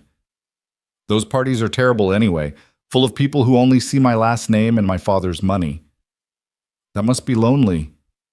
It is. She met his eyes. Was. It was lonely. The air between them shifted, became charged with possibility. Michael wanted to reach across the desk, take her hand, tell her she never had to be lonely again. But that was crazy. They'd known each other less than 2 weeks. He was her employee, technically. There were 1,000 reasons why this was a bad idea. I should go, Rachel said, but didn't move. Yeah, Michael agreed, not moving either. Sophia's really excited about Saturday. She's been drawing all week, practicing for your apartment. She wants to impress you. She already impresses me. You both do. They finally stood, gathering the empty containers, their hands brushing as they both reached for the same box. This time, neither pulled away immediately. "Thank you for dinner," Michael said. "Thank you for the company." She left, but her perfume lingered in the office, something subtle and expensive that made Michael think of museums and possibilities. Saturday arrived gray and rainy, but Sophia's excitement was undampened. She'd packed her art supplies carefully in the backpack Michael had bought with part of his bonus, along with the special sketchbook Rachel had sent her during the week, professional grade paper that Sophia had touched with reverent fingers. The art workshop was becoming routine now, Sophia settling in with growing confidence. Marcus was there again, and the two of them worked side by side, chattering about manga styles and shading techniques. Michael watched from the parent area, noticing how his daughter was blossoming in this environment. "She's gifted," the instructor told him. "Real natural talent. With the right support, she could go far." After the workshop, Rachel met them in the lobby. She looked different today, jeans and a Columbia sweatshirt, her hair in a ponytail, more like a 26-year-old and less like a corporate executive. "Ready to see my place?" she asked Sophia. "Is it in a tower? Do you have a doorman? Is there an elevator?" "Yes to all three," Rachel laughed. The building was on the Upper East Side, the kind of place Michael had only seen in movies. The doorman knew Rachel by name. The lobby was all marble and modern art, and the elevator opened directly into her apartment. "Whoa," Sophia breathed. The penthouse was stunning, floor-to-ceiling windows offering panoramic views of Central Park and the city beyond, modern furniture that looked like art pieces themselves, and actual art on the walls that Michael recognized from their museum visit as the kind of thing normal people saw only behind glass. "Is that real?" he asked, staring at what looked like a genuine Basquiat. "Birthday present from my father when I turned 21. He thought it was a good investment." Rachel's tone was neutral, but Michael heard the subtext. Her father saw everything as an investment, even gifts to his daughter. "Can I really draw here?" Sophia asked, already gravitating toward the windows. "That's why I invited you." "Come on, I'll show you my old studio space." She led them to a room that was supposedly a second bedroom but had been converted into an art studio. Easels, supplies covered in dust sheets, canvases stacked against the walls, some blank, others showing half-finished paintings that revealed real talent. "You did these?" Michael asked, examining a landscape that captured light in a way that reminded him of the masters they'd seen at MoMA. A lifetime ago, or 5 years ago technically, but it feels like a lifetime. "They're beautiful," Sophia said, studying each piece with serious attention. "Why did you stop?" "I convinced myself I wasn't good enough. Or maybe I let myself be convinced." Rachel pulled dust sheets off the supplies. "But today isn't about my abandoned dreams. It's about nurturing yours." They spent the afternoon creating. Sophia worked on a view of the park from Rachel's window, trying to capture the way the rain made everything look soft and impressionistic. Rachel, after some coaxing from Sophia, picked up a brush for the first time in years. And Michael, claiming no artistic ability, was convinced to try his hand at sketching, producing a lopsided but charming portrait of Sophia that made her laugh with delight. "See," Rachel said, looking at his sketch. "Everyone has art in them. It just takes the right moment to let it out." They ordered pizza. "Even rich people eat pizza," Rachel said when Sophia expressed surprise, and sat on the floor of the living room, rain pattering against the windows, the city lights beginning to twinkle as evening approached. "This is the best day," Sophia declared, cheese stringing from her slice. "We should do this every Saturday." "Sophia," Michael warned, but Rachel smiled. "I'd like that. If your dad doesn't mind me monopolizing your Saturdays." "I don't mind," Michael said, and meant it more than he should. After Sophia had fallen asleep on the couch, exhausted from art and excitement, Michael and Rachel stood at the window, looking out at the city. "She's remarkable," Rachel said softly. "You've done such a good job with her." "She makes it easy. She's got her mother's heart and stubbornness, and her father's courage. I'm not courageous. Most days I'm terrified I'm screwing everything up." Rachel turned to face him. "That's what makes you courageous. You're scared and you keep going anyway. They were standing close now, close enough that Michael could see the flecks of green in her blue eyes, could count the freckles across her nose that makeup usually hid. "Rachel," he started, not sure what he was going to say. "I know," she said. "I know all the reasons this is complicated. You work for my father's company. We're from different worlds. We've known each other 2 weeks. 3 weeks now." "3 weeks," she smiled. "But, Michael, I haven't felt like myself in years." "Not until that night at Grand Central when you stepped forward while everyone else stepped back. You reminded me that there are still good people, still heroes, still men who put others before themselves. I'm no hero. You are to me, to Sophia. And maybe that's enough." She kissed him then, soft and tentative, pulling back quickly to gauge his reaction. Michael stood frozen for a moment, his brain trying to process that Rachel Anderson had just kissed him. Then he pulled her close and kissed her properly, deeply, with all the longing and confusion and hope of the past 3 weeks. When they finally separated, both breathing hard, Rachel's cheeks were flushed and her eyes bright. "So what do we do now?" Michael asked. "I have no idea," she admitted. "But maybe we can figure it out together?" "I'd like that." Sophia stirred on the couch, mumbling in her sleep, and they both stepped back, the spell broken, but something new established between them. "I should get her home," Michael said. "Of course. Let me call my driver. We can take the subway. Michael, it's pouring rain and she's exhausted. Let me do this." The ride home in the town car was quiet, Sophia asleep against Michael's shoulder, Rachel's hand resting on his where Sophia couldn't see. The driver navigated the wet streets expertly, the city sliding by in streams of light. At their building, Rachel helped carry Sophia's art supplies while Michael carried Sophia, still dead to the world. "This is where you live?" Rachel asked, looking around the shabby lobby with curiosity rather than judgment. "This is home," Michael said, a touch defensively. "It feels like home," Rachel said. "Warm. Lived in. Real." They climbed the 3 flights to the apartment, Michael's shoulder protesting under Sophia's weight, but not about to show it. Inside, as he tucked Sophia into bed, Rachel looked around the small space, taking in the careful organization, the art wall above Sophia's bed, the Christmas tree still up because Sophia had insisted they keep it until New Year's. "It's perfect," she said when he came back out. "It's small. It's full of love." "That makes it perfect." She had to go. Her father was expecting her at some charity function. But she lingered at the door. "Michael, about what happened? We don't have to figure it all out tonight." "No, but I need you to know I don't kiss men I've known 3 weeks. I don't kiss men at all, really. Not since my engagement ended." "What happened?" "If you don't mind me asking." "He wanted a trophy wife, someone to look good at parties and produce heirs. When he realized I had opinions and ambitions of my own, he found someone more suitable. 22 years old and happy to be ornamental. His loss. I used to think so. Now I think it was my escape." She reached up, touched his face gently. "You see me, Michael. Not the Anderson name or the money or what I could do for you. You see me." "I see you," he confirmed.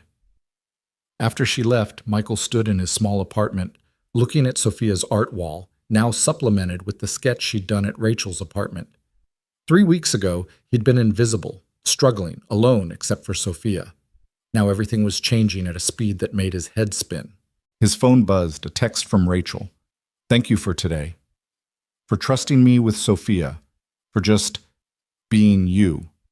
He typed back, "Thank you for reminding me there's more to life than just surviving. There's so much more, Michael. We just have to be brave enough to reach for it." Brave enough. Michael thought about bravery, about stepping forward when everyone else stepped back, about taking risks that could change everything or destroy it all. He thought about Maria, what she would say about all this. "Go for it, mi amor." He could almost hear her voice. Life's too short for almosts and maybes. Sunday morning came with Sophia bouncing on the couch, waking him with her excitement. "Daddy, can we frame my park drawing? The one I did at Rachel's? I want to give it to her." "That's a nice thought, mija." She looked sad when she talked about not painting anymore. "Maybe my painting will remind her she can start again." The wisdom of children, Michael thought. They went to the frame shop, spending more than they should on a proper frame, but Sophia's joy made it worth it. That afternoon, Robert Anderson called Michael's cell phone. "Mr. Torres, I need you in the office. There's been an incident." Michael's heart sank. Had someone found out about him and Rachel? Was he about to lose everything just as it was beginning? He dropped Sophia at Mrs. Chen's and rushed to the office. Robert Anderson was in the executive conference room with several other suits, including Gary from maintenance and the head of security. "We've had a break-in," Robert said without preamble. "Someone accessed the building last night using an employee key card. Nothing was taken, but they vandalized the 32nd floor." Michael's mind raced. The 32nd floor was where he'd been working that first day, where Robert had first learned who he was. "I need you to assess the damage, coordinate the cleanup, and work with security to figure out how this happened. Can you handle that?" "Yes, sir." The 32nd floor was a mess. Someone had spray-painted the walls with profanity and threats, destroyed computer monitors, scattered papers everywhere. But it was the message on the main wall that made Michael's blood run cold. "Rich bastards owe me everything. Torres is a traitor." "You know who did this?" the security chief asked. Michael did. The handwriting, the particular way the R's were formed, he'd seen it on work schedules for 3 years. "Danny Kowalski," he said quietly. "Roger's nephew. He was fired last month for stealing supplies. He blamed you," Gary said. "Said you reported him to get in good with the bosses." Michael hadn't reported anyone. Danny had been caught on camera, but in his mind, Michael's promotion must have seemed like cause and effect. "We'll handle this," the security chief said. "You just coordinate the cleanup." Michael spent the rest of Sunday at the office, managing the restoration crews, documenting damage for insurance, trying not to think about how Danny knew exactly where to strike to cause maximum disruption. The kid had always been troubled, but this felt personal in a way that made Michael uneasy. He was finally leaving around 9 when he found Rachel in the lobby, still in the cocktail dress from whatever event she'd attended. "I heard what happened. Are you okay?" "I'm fine. Just tired." "Danny Kowalski, wasn't he always nice to you?" "Desperate people do desperate things," Michael said, thinking of the attacker at Grand Central. "I've been there. When you feel like the world owes you something and keeps taking instead." "But you never—" "I had Maria. Then Sophia. They saved me from becoming bitter. Danny never had that." Rachel studied him. "You feel sorry for him." "I feel sorry for anyone who thinks destruction is the answer. It never is." She moved closer. "You're a good man, Michael Torres. I'm just a man trying to be better than he was yesterday."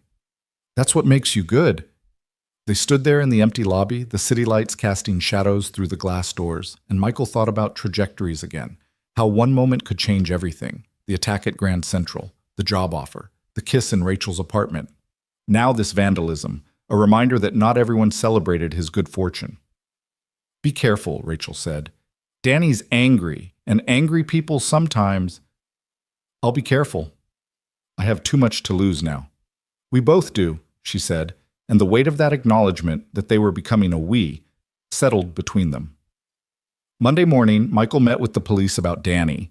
They'd arrested him at his apartment, found evidence of planning that suggested this wasn't a spur-of-the-moment decision. He'd been watching Michael, documenting his new position, his time with Rachel, even Sophia's art program. "He's obsessed," the detective told Michael. "Sees you as everything wrong with his life. We're recommending a restraining order." The thought of Danny watching Sophia made Michael sick with fear and rage. But when he saw Danny at the courthouse, cuffed and hollow-eyed, he mostly felt sad. There but for the grace of God, or Maria, or pure luck. "You sold out," Danny spat at him, "acting like you're better than us now." "I'm not better than anyone," Michael said. "I just got lucky." "Lucky," Danny laughed bitterly. "Must be nice." The restraining order was granted. Danny was charged with breaking and entering, vandalism, and criminal mischief. He'd do time. Probably lose any chance at a decent job afterward. Another life destroyed by a moment's terrible decision. That evening, Michael picked up Sophia from art class. He'd started enrolling her in extra sessions with his new salary, and found her working on something intense and abstract, all dark colors and sharp angles. "What's this, mija?" It's how I felt when you got hurt, she said. Scared and angry and proud all at once. The teacher says art can help us process big feelings. Are you processing big feelings now? Sometimes. I miss Mama. I worry about you, but I'm also happy, really happy. Is it okay to be happy and sad at the same time? It's more than okay, baby. It's human. His phone buzzed. Rachel. Dinner tomorrow? All three of us? There's something I want to discuss. Michael's stomach nodded. That sounded ominous. But Tuesday evening, at a small Italian restaurant in Queens that Rachel had insisted on trying, her announcement wasn't what he'd feared. I'm quitting, she said, after they'd ordered. Anderson Global, my father's company. I'm done. Sophia's eyes widened. Michael sat back, stunned. What will you do? He asked. I'm starting a nonprofit. Art education for underserved communities. Real programs, not just Saturday workshops. After-school classes, summer camps, scholarship programs for talented kids who could never afford proper training. Like me? Sophia asked. Exactly like you. You inspired me, Sophia. Both of you did. I've been sleepwalking through my life doing what was expected instead of what matters. I want to do something that matters. Your father will be furious, will probably cut me off. I don't care. I have some money my mother left me, enough to get started, and I'm good at fundraising when I believe in what I'm selling. She was radiant with purpose, more alive than Michael had ever seen her. This was the woman who'd been hiding under corporate polish and family expectations. It's going to be hard, he warned. Everything worth doing is hard. You taught me that. She reached across the table, took his hand in full view of Sophia and the entire restaurant. I know this changes things between us. I won't be connected to your company anymore. My father will probably make things difficult, but I'm hoping— Yes, Michael said. You don't even know what I was going to ask. Doesn't matter. Whatever it is, whatever you need, yes. Sophia looked between them, a huge grin spreading across her face. Are you two going to get married? Sophia! Michael exclaimed, but Rachel laughed. Not yet, sweetheart. But maybe someday, if your dad will have me. He will, Sophia said confidently. He looks at you the way he used to look at Mama. Like you're the best thing in the whole world. Michael's face burned, but Rachel squeezed his hand. Your daughter sees everything, doesn't she? Everything, Michael confirmed. It's terrifying. They talked through dinner about Rachel's plans, the logistics of starting a nonprofit, the programs she wanted to create. Sophia contributed ideas with the serious intensity of a consultant, making both adults laugh with her earnest suggestions. We need good snacks, she said firmly.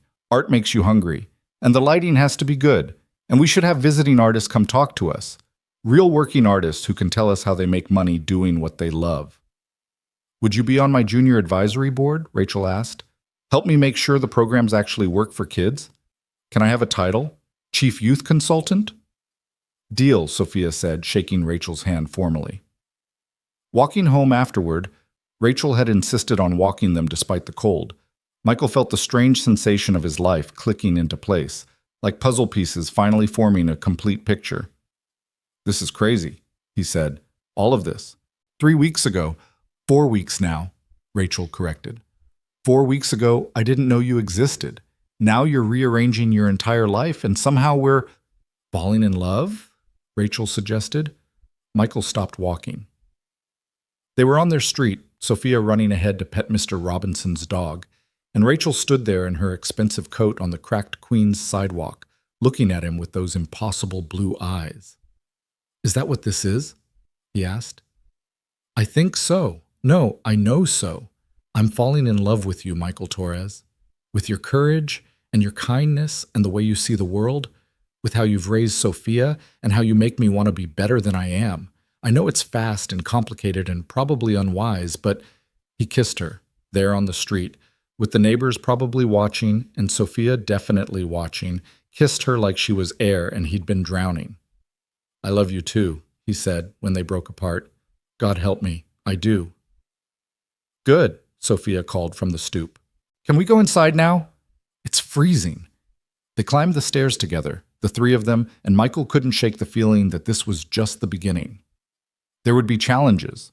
Robert Anderson's rage, the class differences that couldn't be ignored, the speed at which everything was happening. But there would also be this: Sophia's laughter, Rachel's hand in his, the promise of something real and true and worth fighting for.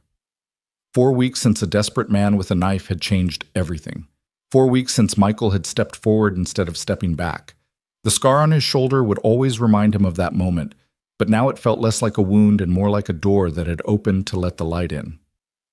That night, after Rachel had gone home and Sophia was asleep, Michael lay awake thinking about the earthquake that was about to hit their lives. Rachel quitting Anderson Global wouldn't just upset her father, it would be seen as a betrayal. And Michael had worked for Robert Anderson long enough to know the man didn't handle betrayal well. The call came at 6 the next morning. "Torres, my office, now." Robert Anderson's voice was arctic. Michael dressed quickly, left a note for Sophia, and made it to Manhattan in record time. The executive floor felt different this morning, charged with the kind of tension that preceded corporate bloodshed. Robert stood at his window, his back to the door when Michael entered. "Sit." Michael sat. "My daughter tells me she's leaving the company. She also tells me she's involved with you." He turned, his face carved from stone. "I'd like to know what game you're playing." "There's no game, sir." "No?" "A janitor saves my daughter's life, gets promoted, and within a month has convinced her to throw away her career and her future. That doesn't sound like a game to you?" "With respect, Mr. Anderson, Rachel made her own decision. She wants to do something meaningful with her life." "Meaningful." Robert spat the word like it tasted bad. "And I suppose you think you're meaningful to her?" "You'd have to ask her that, sir." Robert moved closer, looming over Michael's chair. "I've built an empire, Torres. From nothing. My daughter was supposed to inherit it, run it, expand it. Now she wants to throw it away to finger paint with poor kids, and you're telling me you had nothing to do with that?" "Your daughter has been unhappy for years, sir. Anyone who really looked could see it." "And you looked?" "I see her. Not her last name or her trust fund. Her." Robert's laugh was bitter. "How noble." "Tell me, does seeing her include seeing the $5 million trust fund she gains access to next year? The apartment worth $3 million? The family fortune she stands to inherit?" Michael stood, anger finally overcoming caution. "I've been poor my whole life, Mr. Anderson. I know what it's like to choose between rent and medicine for your kid. But I also know what it's like to love someone for who they are, not what they have. Your daughter is brilliant and kind and brave. She could be broke, and I'd still love her." "Love." Robert laughed again. "You've known her a month. Sometimes a month is enough. Is it? Enough to risk your job? Because make no mistake, Torres, if you continue this relationship with my daughter, your time at Anderson Global is over." Michael had expected this, had been preparing for it since Rachel announced her plans. "Then I'll clean out my desk today." Robert blinked, clearly not expecting immediate capitulation. "You'd give up a $60,000 salary for a woman you barely know?" "I'd give up anything for the chance at real happiness, sir. For me and for Sophia. Your daughter makes us happy." "Happiness doesn't pay bills, Torres." "No, but it makes the bills worth paying." They stared at each other across the vast office, two men from different worlds with only Rachel connecting them. "You're making a mistake," Robert said finally. "She'll tire of you. The novelty will wear off.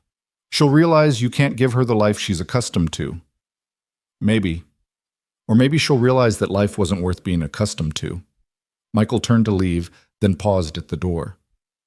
"For what it's worth, sir, your daughter loves you. She just can't be you, and the harder you try to force her, the more you'll lose her. Get out!" Michael cleaned out his desk, not that there was much to clean after only a few weeks.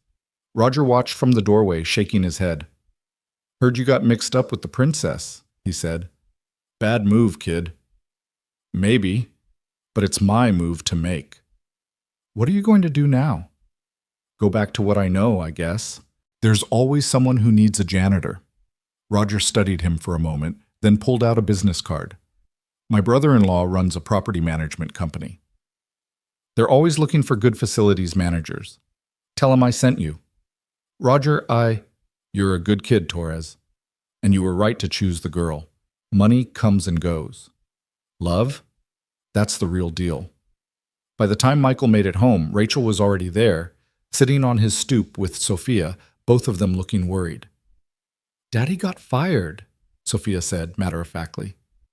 Because he loves Rachel. How did you Mrs. Chen heard you on the phone this morning. She called school to say you might need me. Sophia stood, hands on her hips, in a pose eerily reminiscent of her mother. Are we going to be okay? We're going to be fine, Mija. Rachel stood too, tears in her eyes. Michael, I'm so sorry. I never meant... Stop. This isn't your fault. My father called me, told me what he did, what he said. She touched his face.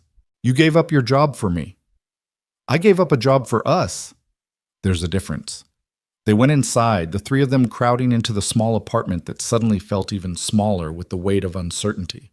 Michael made coffee while Rachel and Sophia sat at the tiny kitchen table, working on math homework as if this was all perfectly normal. I can support us, Rachel said quietly, until you find something else. No. Michael, don't be proud. It's not pride. Or maybe it is. But I need to be able to take care of my family. That includes you now, if you'll let me. We take care of each other, Sophia interjected without looking up from her homework. That's what families do. Rachel's phone rang constantly over the next hour. Her father, various board members, colleagues, shocked by her resignation. She ignored them all. I submitted the nonprofit paperwork this morning, she said, before my father could try to stop me. The Anderson Foundation for Arts Education, although I might change the name. Why? Michael asked. Because I don't want to trade on his name. I want this to be something I build myself. The Torres Foundation sounds nice, Sophia suggested innocently. Rachel and Michael exchanged glances. That's thinking a bit ahead, Mija, Michael said. Not that far, Sophia replied, still focused on her math. Rachel loves you. You love her. She makes us happy. We make her happy. The rest is just paperwork. The wisdom of 8-year-olds. That evening, after Sophia was in bed, Michael and Rachel sat on the fire escape, looking out at the city lights. The January air was bitter cold, but neither wanted to go inside. Your father will come around, Michael said, though he didn't believe it. No, he won't. He doesn't forgive what he sees as betrayal. I'm dead to him now. Rachel. It's okay. It hurts, but it's okay. I've been dying by degrees in that life anyway. Now I get to live. With an unemployed single father in a 1-bedroom apartment in Queens. With a hero who sees me for who I am. Who makes me want to be better. Who has a daughter who might be the most amazing kid I've ever met. She leaned against him. I love you, Michael. I know it's only been a month. 4 weeks and 3 days. She smiled. 4 weeks and 3 days. But I know what I feel. And I know what I want. What do you want? This. U.S.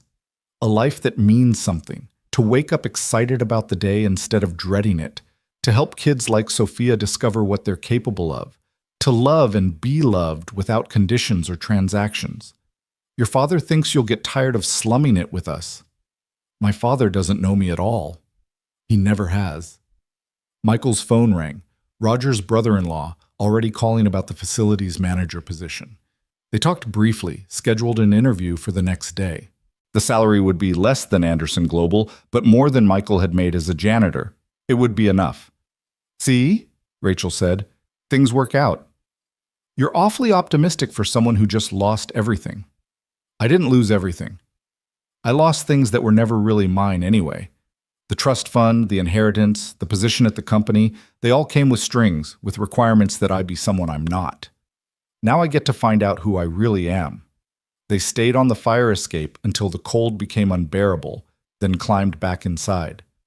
Rachel should have gone home. They were trying to be careful around Sophia, trying not to move too fast, but somehow she ended up staying, falling asleep on the couch, while Michael sat in the chair watching her and wondering how his life had become something out of a movie. The next morning brought chaos. Someone, certainly from Robert Anderson's camp, had leaked the story to the press. Heiress throws away fortune for janitor love story was the kindest headline. The others were worse, painting Michael as a gold digger who had seduced Rachel for her money. Don't read 'em, Rachel said, but it was too late. Sophia had already seen the story on Mrs. Chen's tablet. They're saying mean things about you, Daddy. People say mean things sometimes, Mija. What matters is that we know the truth. But it was harder when reporters showed up at the building, when Michael's phone rang with requests for comment, when Sophia's school called to say there were photographers at the gate. I'll fix this, Rachel said, her jaw set with determination. How? By telling the truth. She gave one interview to a reporter she trusted, telling the real story. How Michael had saved her life expecting nothing in return. How he'd tried to refuse every reward. How her decision to leave the company was hers alone and had been years in the making. My father wants to paint Michael as someone who corrupted me, she said, looking directly into the camera. The truth is, he saved me. Not just that night at Grand Central, but every day since. He reminded me that integrity matters more than income, that courage matters more than comfort, that love matters more than anything. The interview went viral, but not for the reasons anyone expected. Other people started sharing their stories. Women who'd been saved by strangers, men who'd risked everything for love, families who'd chosen happiness over wealth.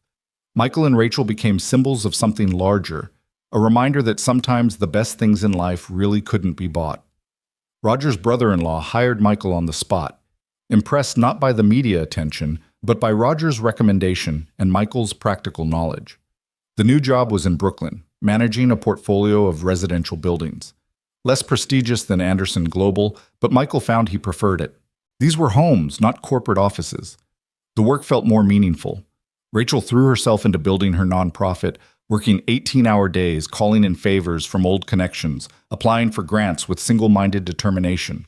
She turned their kitchen table into her office, laptop, and papers spreading across the surface until Sophia had to do homework on her bed. You need a real office, Michael said one evening, watching her squint at spreadsheets. This is fine for now. Rent money can go to programs instead. But it wasn't fine. Rachel was used to space, to resources, to assistance. Watching her adapt to their cramped life was both inspiring and heartbreaking. We could get a bigger place, Michael suggested. With my new salary. No, I'm not displacing you and Sophia. This is your home. Our home, Sophia corrected, looking up from her book. Rachel lives here now, too. It was true in practice, if not officially. Rachel kept clothes in a corner of the closet, had her own coffee mug, knew which floorboards creaked and how to jiggle the toilet handle when it stuck. February arrived with a blizzard that shut down the city. The three of them spent the snow day playing board games, making soup from whatever was in the cabinets, and working on a 1,000-piece puzzle of Van Gogh's Sunflowers that Rachel had bought. This is perfect, Sophia said, fitting another piece into place. You're easily pleased, Rachel laughed. No, really, we're all here. We're warm. We have food. We have each other.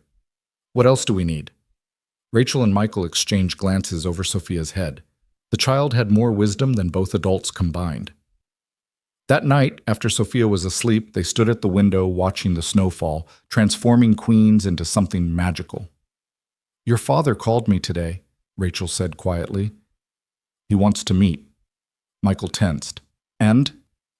I said no. Not until he can accept you, accept us. He has to understand that you're not negotiable. Rachel, he's your father, and you're my family now, you and Sophia. If he can't accept that, then he's choosing his pride over his daughter. The next week brought unexpected news. Maria's parents, who had cut contact when she married Michael, reached out.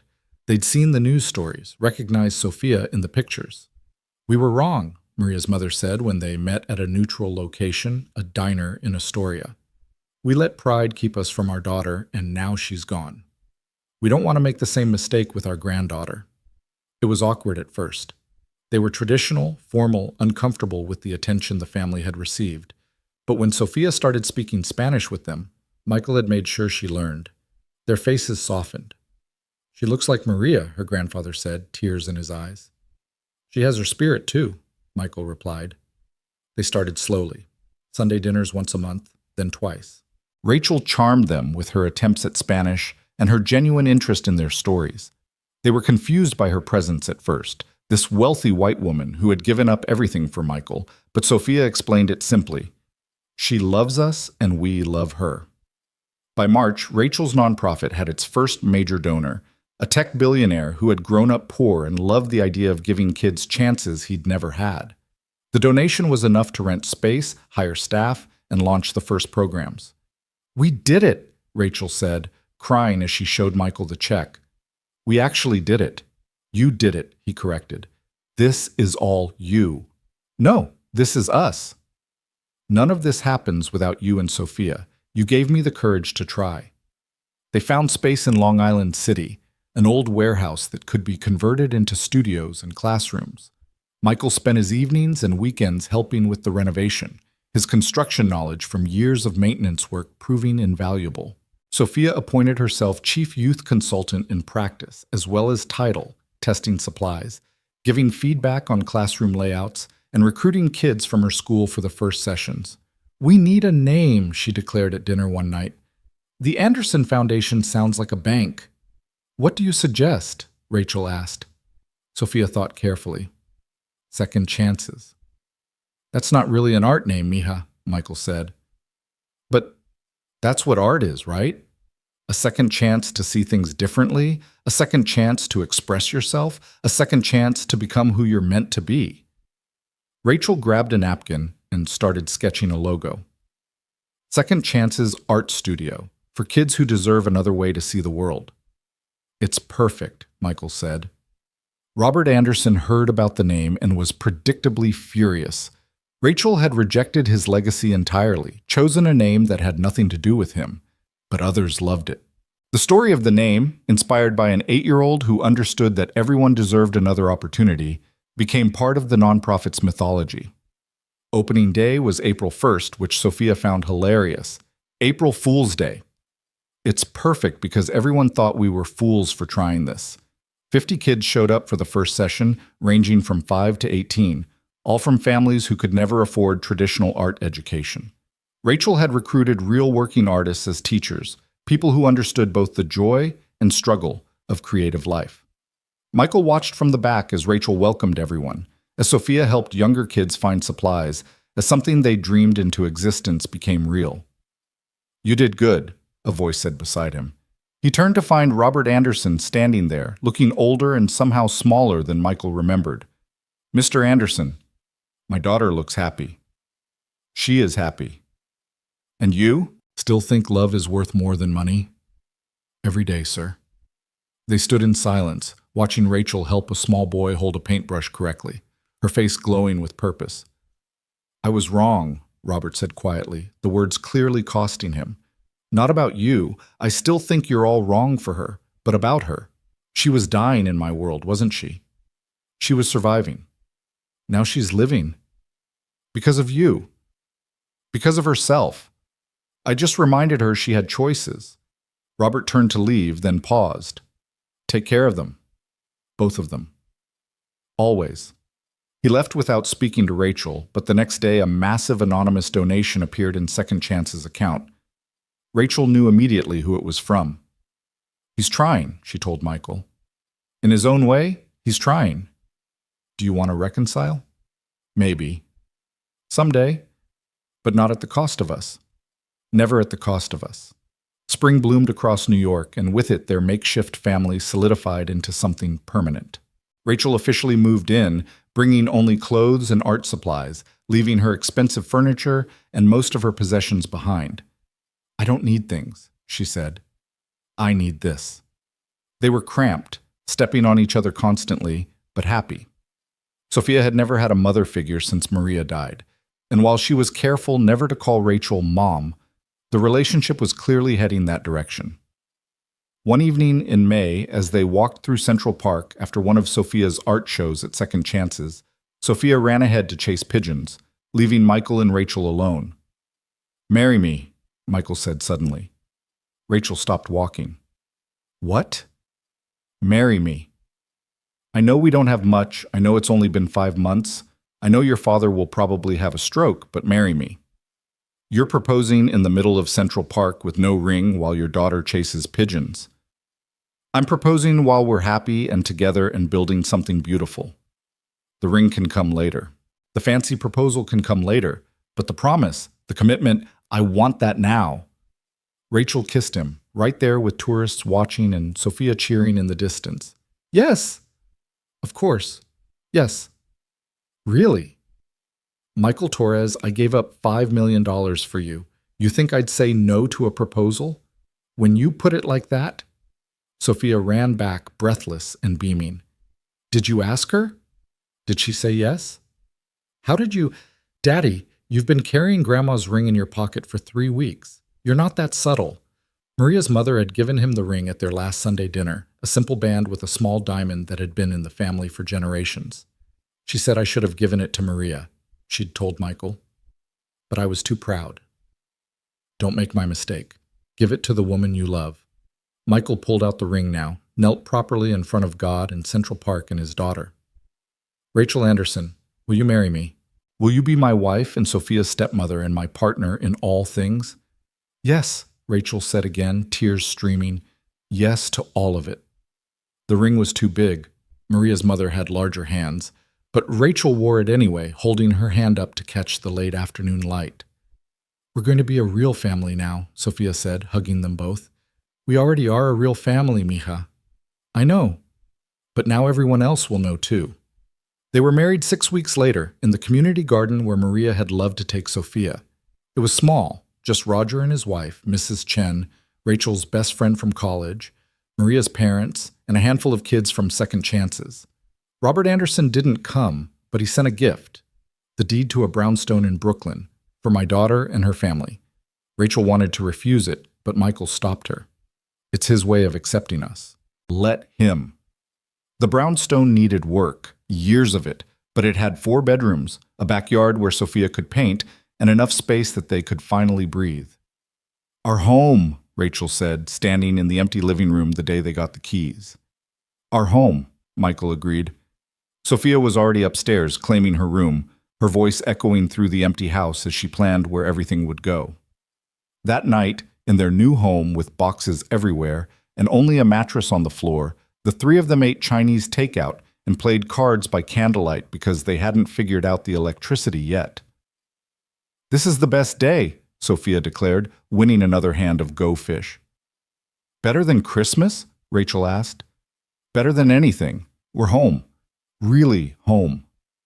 Michael looked at his wife, and his daughter, sitting in their dilapidated brownstone with no furniture and no clear plan for fixing it up, and thought about trajectories again. 6 months ago, he'd been a janitor struggling to make ends meet. Now he was married to the love of his life, raising his daughter in a house they owned, building something meaningful together.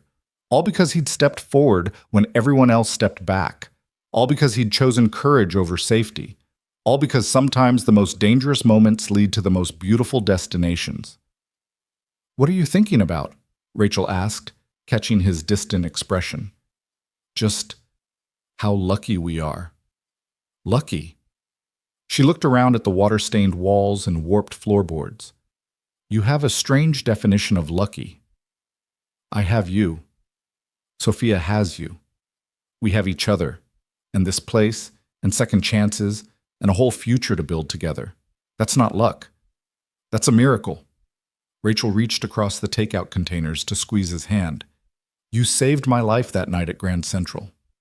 You saved mine right back. We saved each other, Sophia said matter-of-factly. That's what family does. Outside, Brooklyn settled into evening, the sounds of the city filtering through their walls. Somewhere out there, Robert Anderson was probably in his pristine office, alone with his empire. The attacker from Grand Central was serving his time, maybe finding his own second chance. Danny was rebuilding his life after his arrest, hopefully learning that destruction never leads to construction. But here, in their barely habitable brownstone, with lo mein noodles and flickering candles and Sophia's laughter filling the empty rooms, Michael Torres had everything he'd never known he wanted. He had Rachel, brilliant and brave, choosing love over luxury every single day. He had Sophia, growing into an artist and a force of nature. He had purpose and meaning and a future that stretched out like one of Sophia's paintings, full of color and possibility. I love you both, he said suddenly, the words bursting out of him. We love you too, Daddy, Sophia said, as if it was the most obvious thing in the world. "Forever?" he asked, an echo of the bedtime ritual from when she was younger. "Forever and always," Sophia confirmed. "And then some," Rachel added, starting their own tradition. They stayed up too late, planning renovations they couldn't afford, dreaming dreams that seemed impossibly large, building their life word by word and hope by hope. Tomorrow would bring challenges. The brownstone needed everything: new plumbing, electrical work, a roof that didn't leak. Second chances needed funding and volunteers and space to grow. Robert Anderson would continue his Cold War, testing their resolve. The world would watch and judge and have opinions about their unlikely family. But tonight they were together. Tonight they were home. Tonight they were proof that sometimes risking everything leads to having everything. The candle flickered, casting dancing shadows on the walls, and Michael thought he saw Maria there for just a moment, smiling, approving, blessing this new chapter with her absence that somehow felt like presence. "Thank you," he whispered to the shadow, to the memory, to the woman who had first taught him he was worth saving. "What?" Rachel asked. "Nothing. Everything. Just grateful." She kissed him, tasting like soy sauce and happiness. "Me too." Sophia had fallen asleep against Michael's shoulder, her breathing deep and peaceful. They carried her up to her new room, laying her on the air mattress they'd brought, tucking her in with promises of painting the walls whatever color she wanted. "Purple," she murmured, mostly asleep. "With gold stars. Like dreams." Standing in the doorway, watching their daughter now, Rachel slipped her hand into Michael's. "We did it," she whispered. "We really did it." "We're just getting started," he whispered back. And in the broken-down brownstone in Brooklyn, with everything to do and everything to prove, with love as their foundation and hope as their blueprint, they were right. They were just getting started. The best parts, the struggles and triumphs, the failures and victories, the ordinary moments that would become extraordinary memories, were all still ahead.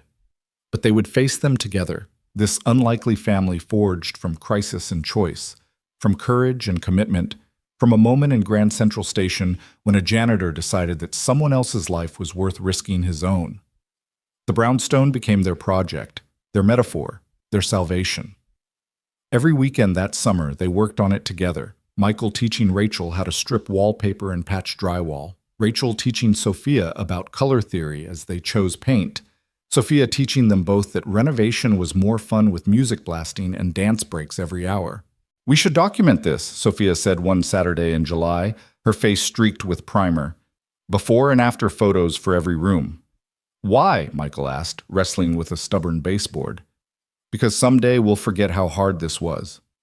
We'll forget that we built this ourselves, that every wall we painted was a choice to stay, to commit, to believe in us." Rachel stopped mid-brushstroke, looking at Sophia with wonder. "When did you become so wise?" "Thursdays," Sophia replied seriously, then giggled. "I've been wise on Thursdays since I was 6.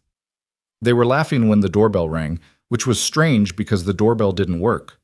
Michael went to investigate and found Robert Anderson standing on their stoop, looking uncomfortable in khakis and a polo shirt instead of his usual suit.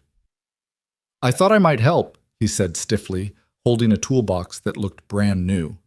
Rachel appeared behind Michael, paint in her hair, shock on her face. "Dad?" "Your mother loved renovation projects," Robert said, not quite meeting her eyes. "I never had time for them when she was alive." Another regret to add to the pile. There was a moment of suspended possibility, then Sophia burst through, covered in paint like war paint. "Mr. Rachel's dad! Do you know how to fix toilets? Ours makes a weird singing noise.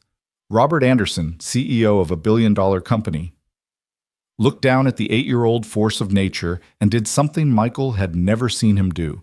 He smiled genuinely. "I can learn," he said. That's how they spent the afternoon, Robert Anderson on his back under their bathroom sink, while Sophia handed him tools and chattered about art and school and her grandmother's secret mole recipe.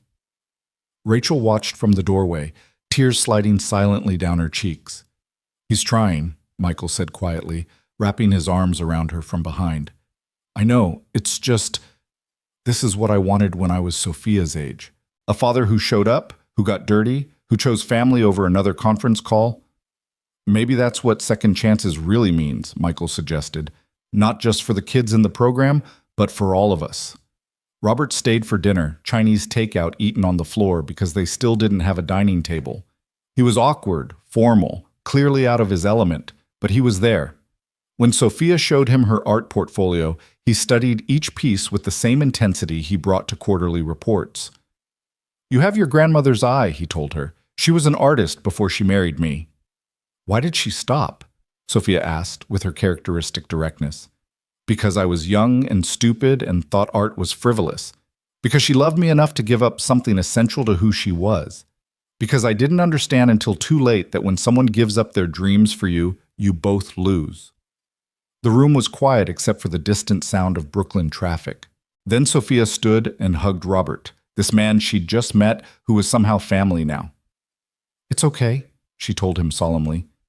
"Rachel is doing art now. It's like your wife is still painting, just through Rachel's hands, and now mine too. We're all connected." Robert Anderson, who had negotiated with titans of industry without flinching, broke down crying in an 8-year-old's embrace. After that day, Robert became a regular presence, showing up on Sundays with bagels in his toolbox, working alongside them in comfortable silence or listening to Sophia's elaborate stories.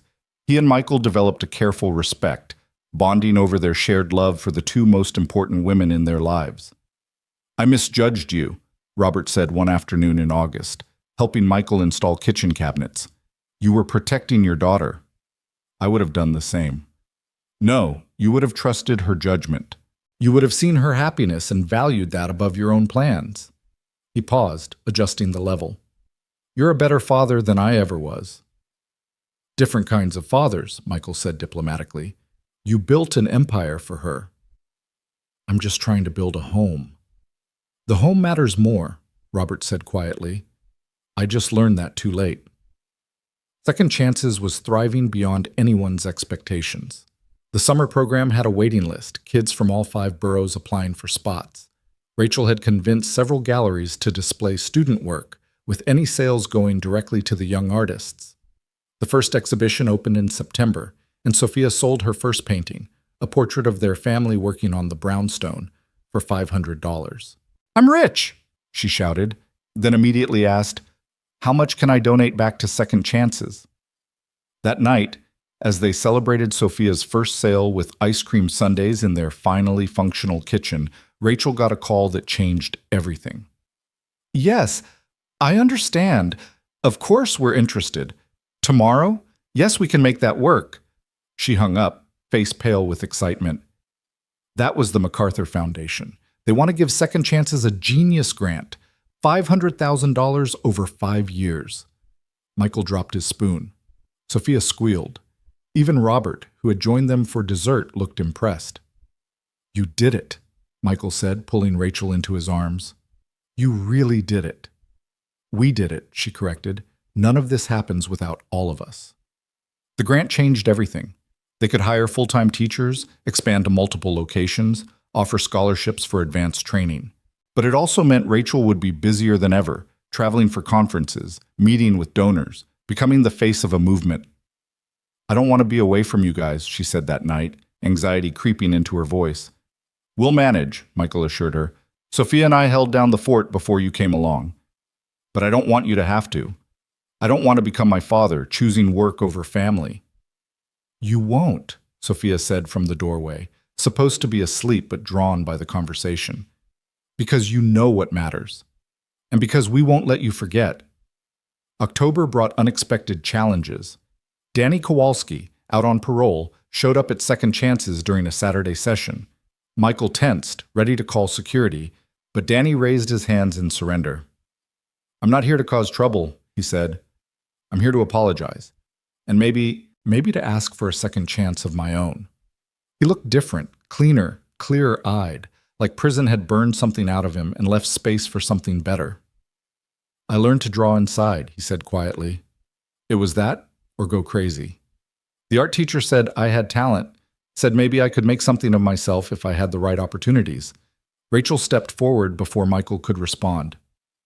"Everyone deserves a second chance. That's why we exist." I vandalized your father's building. I threatened Michael. And you served your time.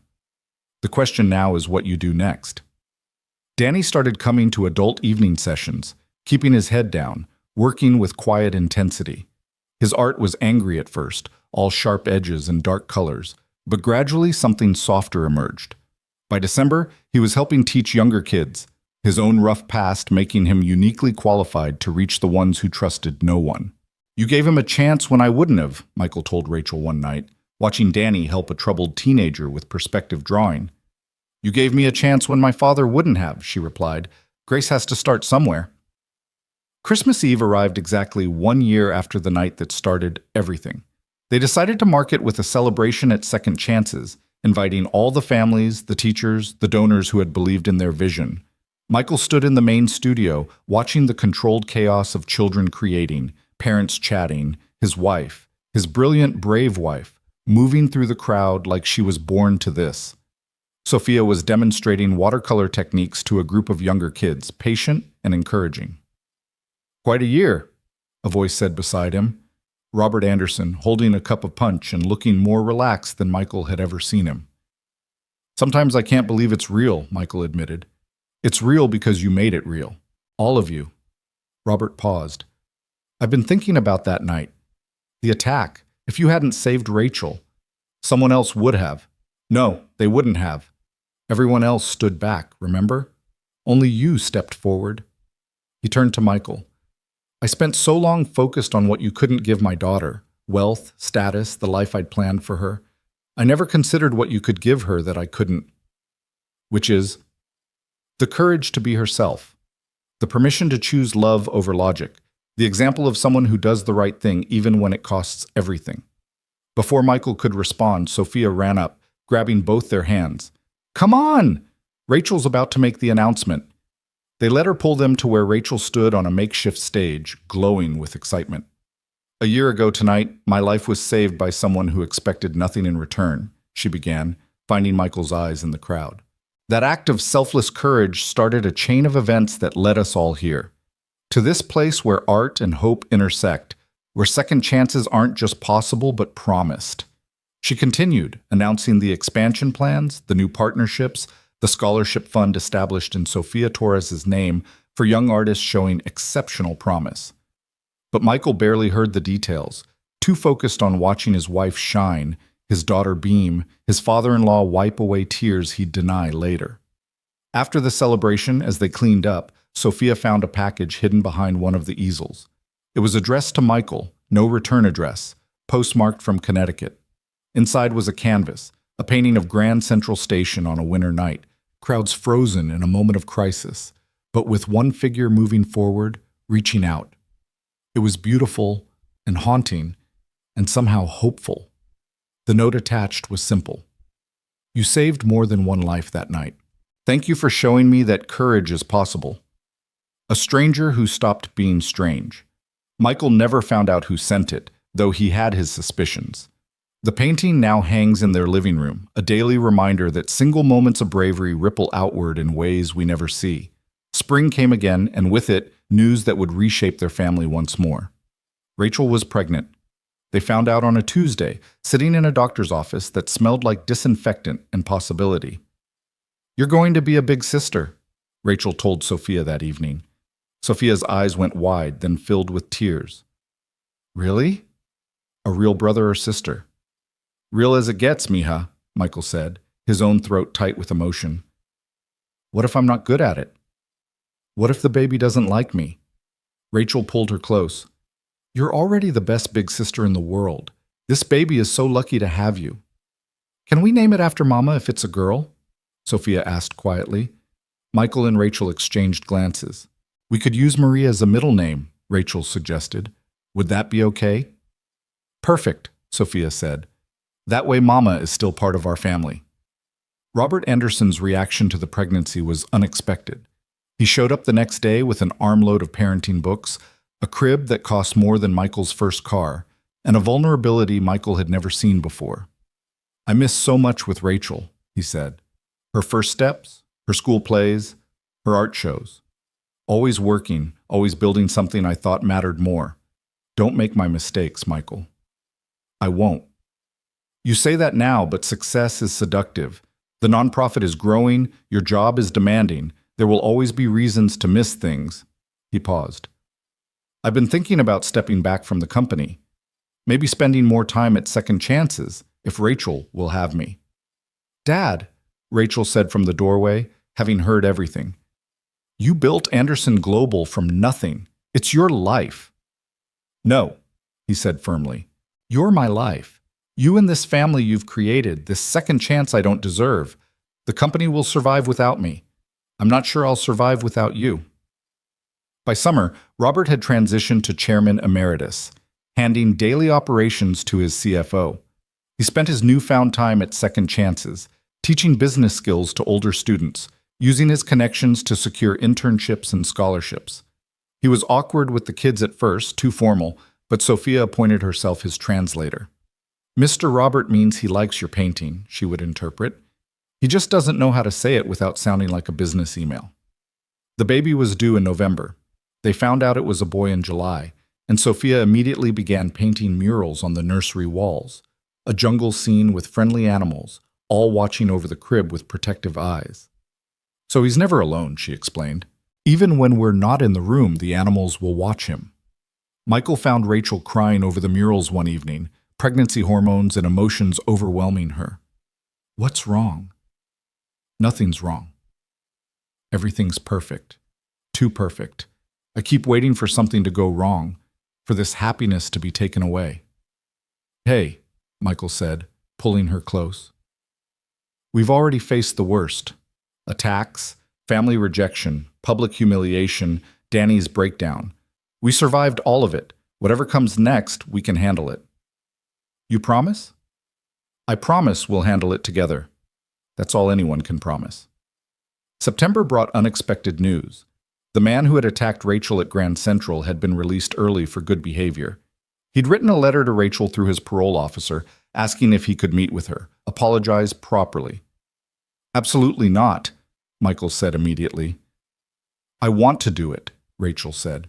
I need to do it. Rachel, he's someone's father, Michael. Someone's son. He was desperate and did something terrible, but doesn't he deserve a second chance too? The meeting was arranged at a neutral location, a community center in the Bronx. Michael insisted on coming, ready to protect Rachel again if necessary. But the man who walked in looked nothing like the wild-eyed attacker from that night. He was clean, sober, wearing a janitor's uniform from his new job. I don't expect forgiveness, he said, not quite meeting Rachel's eyes. I just needed to say I'm sorry. What I did was unforgivable. But not unredeemable, Rachel said. You were sick. Desperate. You've gotten help? Rehab, therapy, medication for the stuff I didn't even know I had. Your husband. He looked at Michael. He was right that night. There was a choice, and I nearly made the wrong one. I think about that every day. What do you do now? Sophia asked. She'd insisted on coming, saying this was family business and she was family. I clean offices at night, honest work. I'm saving money to pay restitution, to maybe see my own kids again someday. Sophia stood and walked over to him, this man who had terrorized her father and Rachel, and handed him a flyer for second chances. We have adult classes, she said simply. Art helps with the big feelings. The man started crying. Rachel started crying. Michael started crying. Even Robert, who had also insisted on attending, had to turn away to compose himself. The man never came to second chances. It would have been too much, too complicated. But they heard later that he'd enrolled in art therapy at a community center near his halfway house, that he was rebuilding slowly, carefully, one day at a time. You have the biggest heart, Michael told Sophia that night, just like your mother. Both my mothers, Sophia corrected. Rachel has a big heart too. October was a whirlwind of preparation for the baby, expansion at Second Chances, and continuing renovation on the brownstone. They'd managed to restore most of it, but the basement remained untouched, full of possibilities. Art studio, Sophia suggested. Man cave, Michael countered. Wine cellar, Robert offered. Playroom, Rachel said, hand on her growing belly. For this little one and maybe others? Others? Michael's eyebrows shot up. I don't want him to be alone. Sophia had us, but she needed other kids too. I want our son to have siblings. I want that too, Sophia said. At least 2 more, maybe 3. Let's get through this one first, Michael laughed. But privately, he loved the idea of filling their brownstone with children, with art and laughter and chaos. They had the space now, the stability, the love to spare.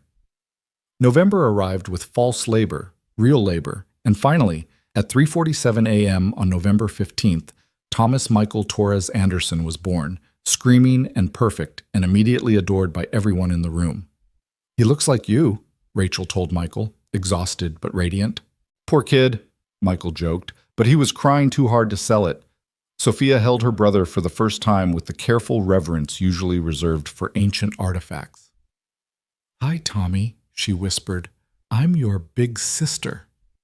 I'm going to teach you everything, how to draw, how to read, how to be brave like Daddy, and kind like Rachel, and smart like Grandpa Robert. What about Maria? Rachel asked gently.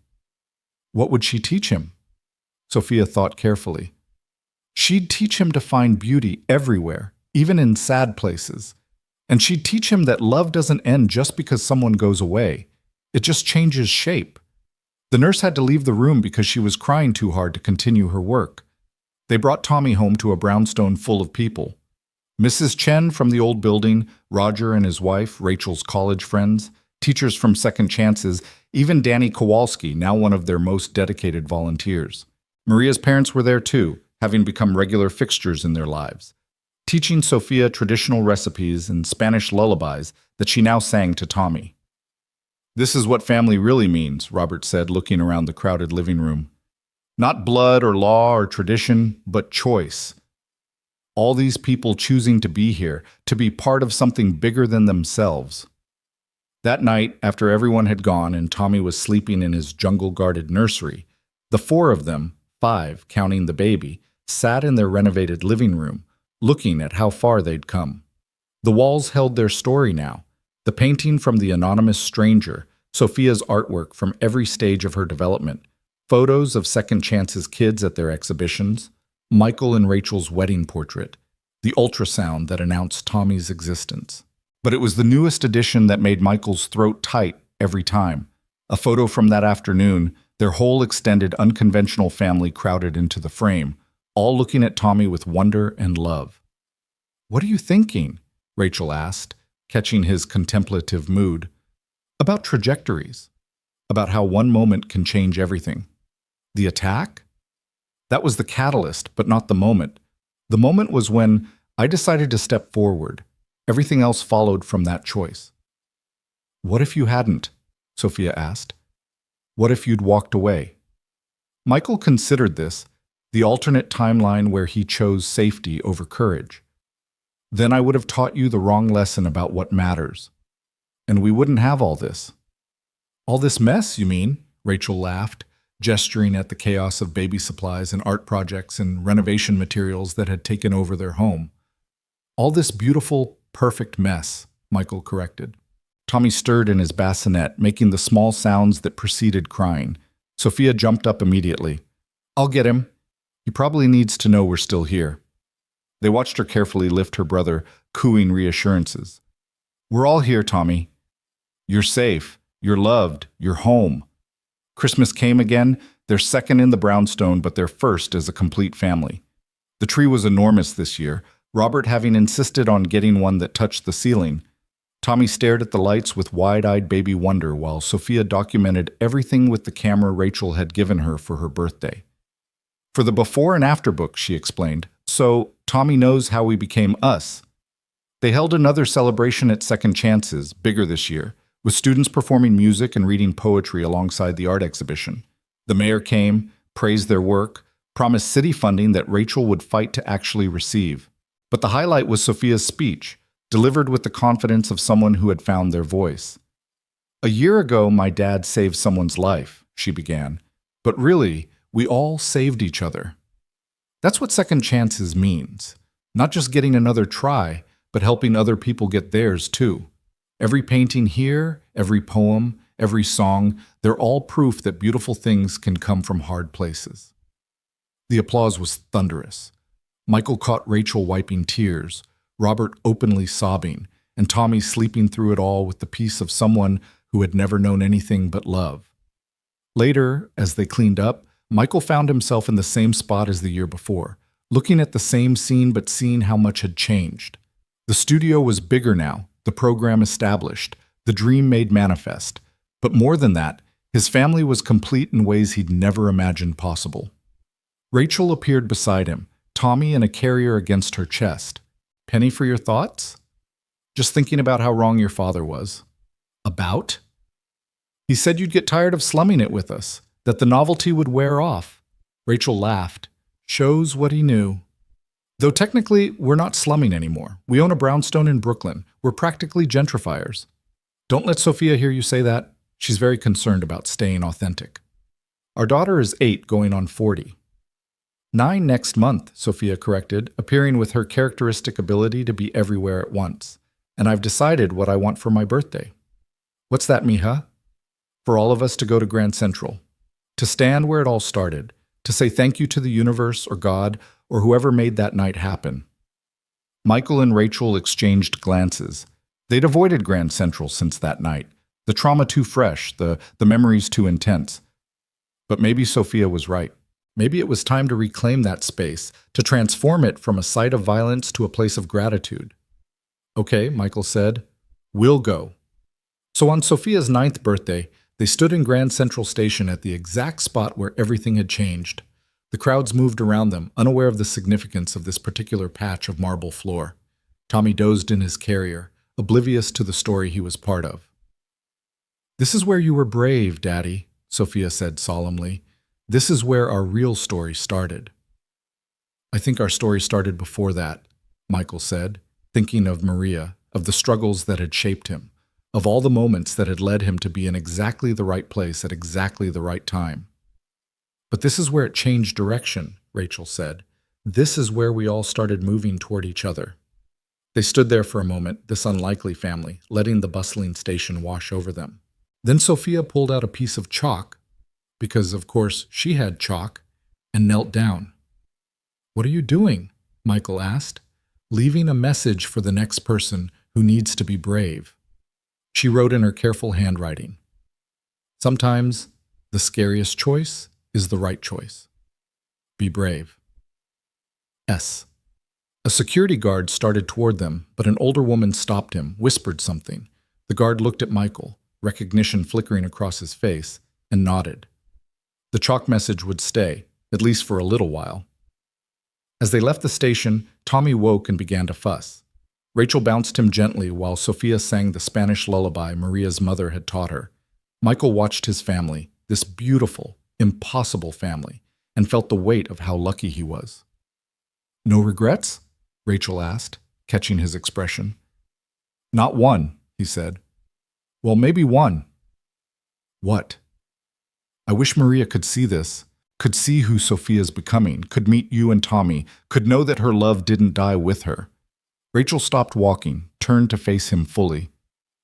"She does know, Michael. She knows because Sophia carries her forward every day, because you've honored her memory by living fully, not just surviving, because our son will grow up knowing about the grandmother who loved so fiercely that it still shapes our lives years after she's gone." "You really believe that?" "I believe that love is the only thing that really lasts. Everything else, money, status, power, it's all temporary. But love? Love changes things at the molecular level. It rewrites DNA. It creates ripples that never stop spreading."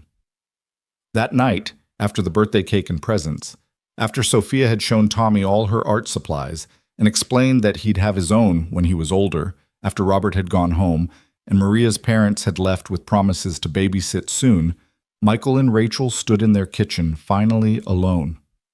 "We did it," Rachel said. "We really, actually did it." "Did what?"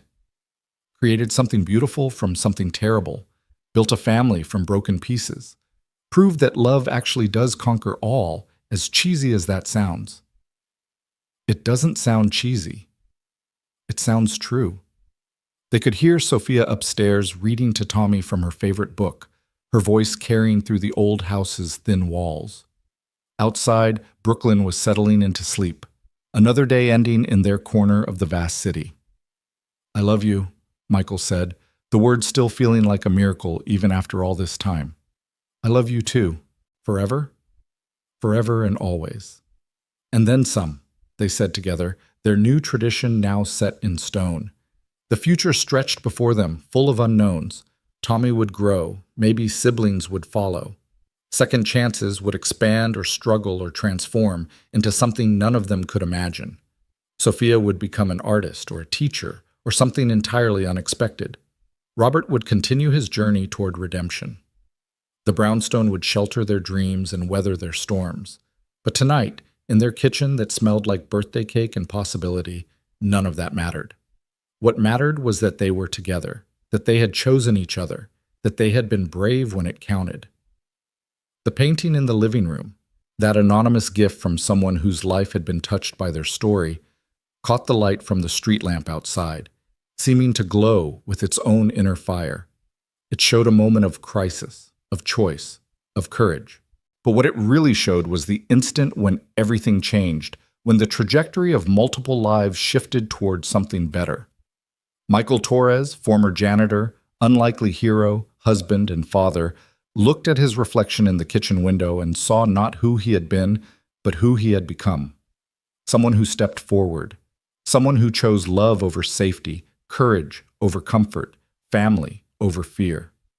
And in that reflection, for just a moment, he could swear he saw Maria smiling back, proud of the man he'd become, the family they'd built, the love that had not only survived but flourished in her absence. "Thank you," he whispered to the reflection, to the memory, to the love that had started it all. Upstairs, Sophia's voice continued, reading about dragons and princes and happily ever after. But their story was better than any fairy tale because it was real, because it was theirs, because it was still being written. And the best chapters, Michael knew with absolute certainty, were yet to come.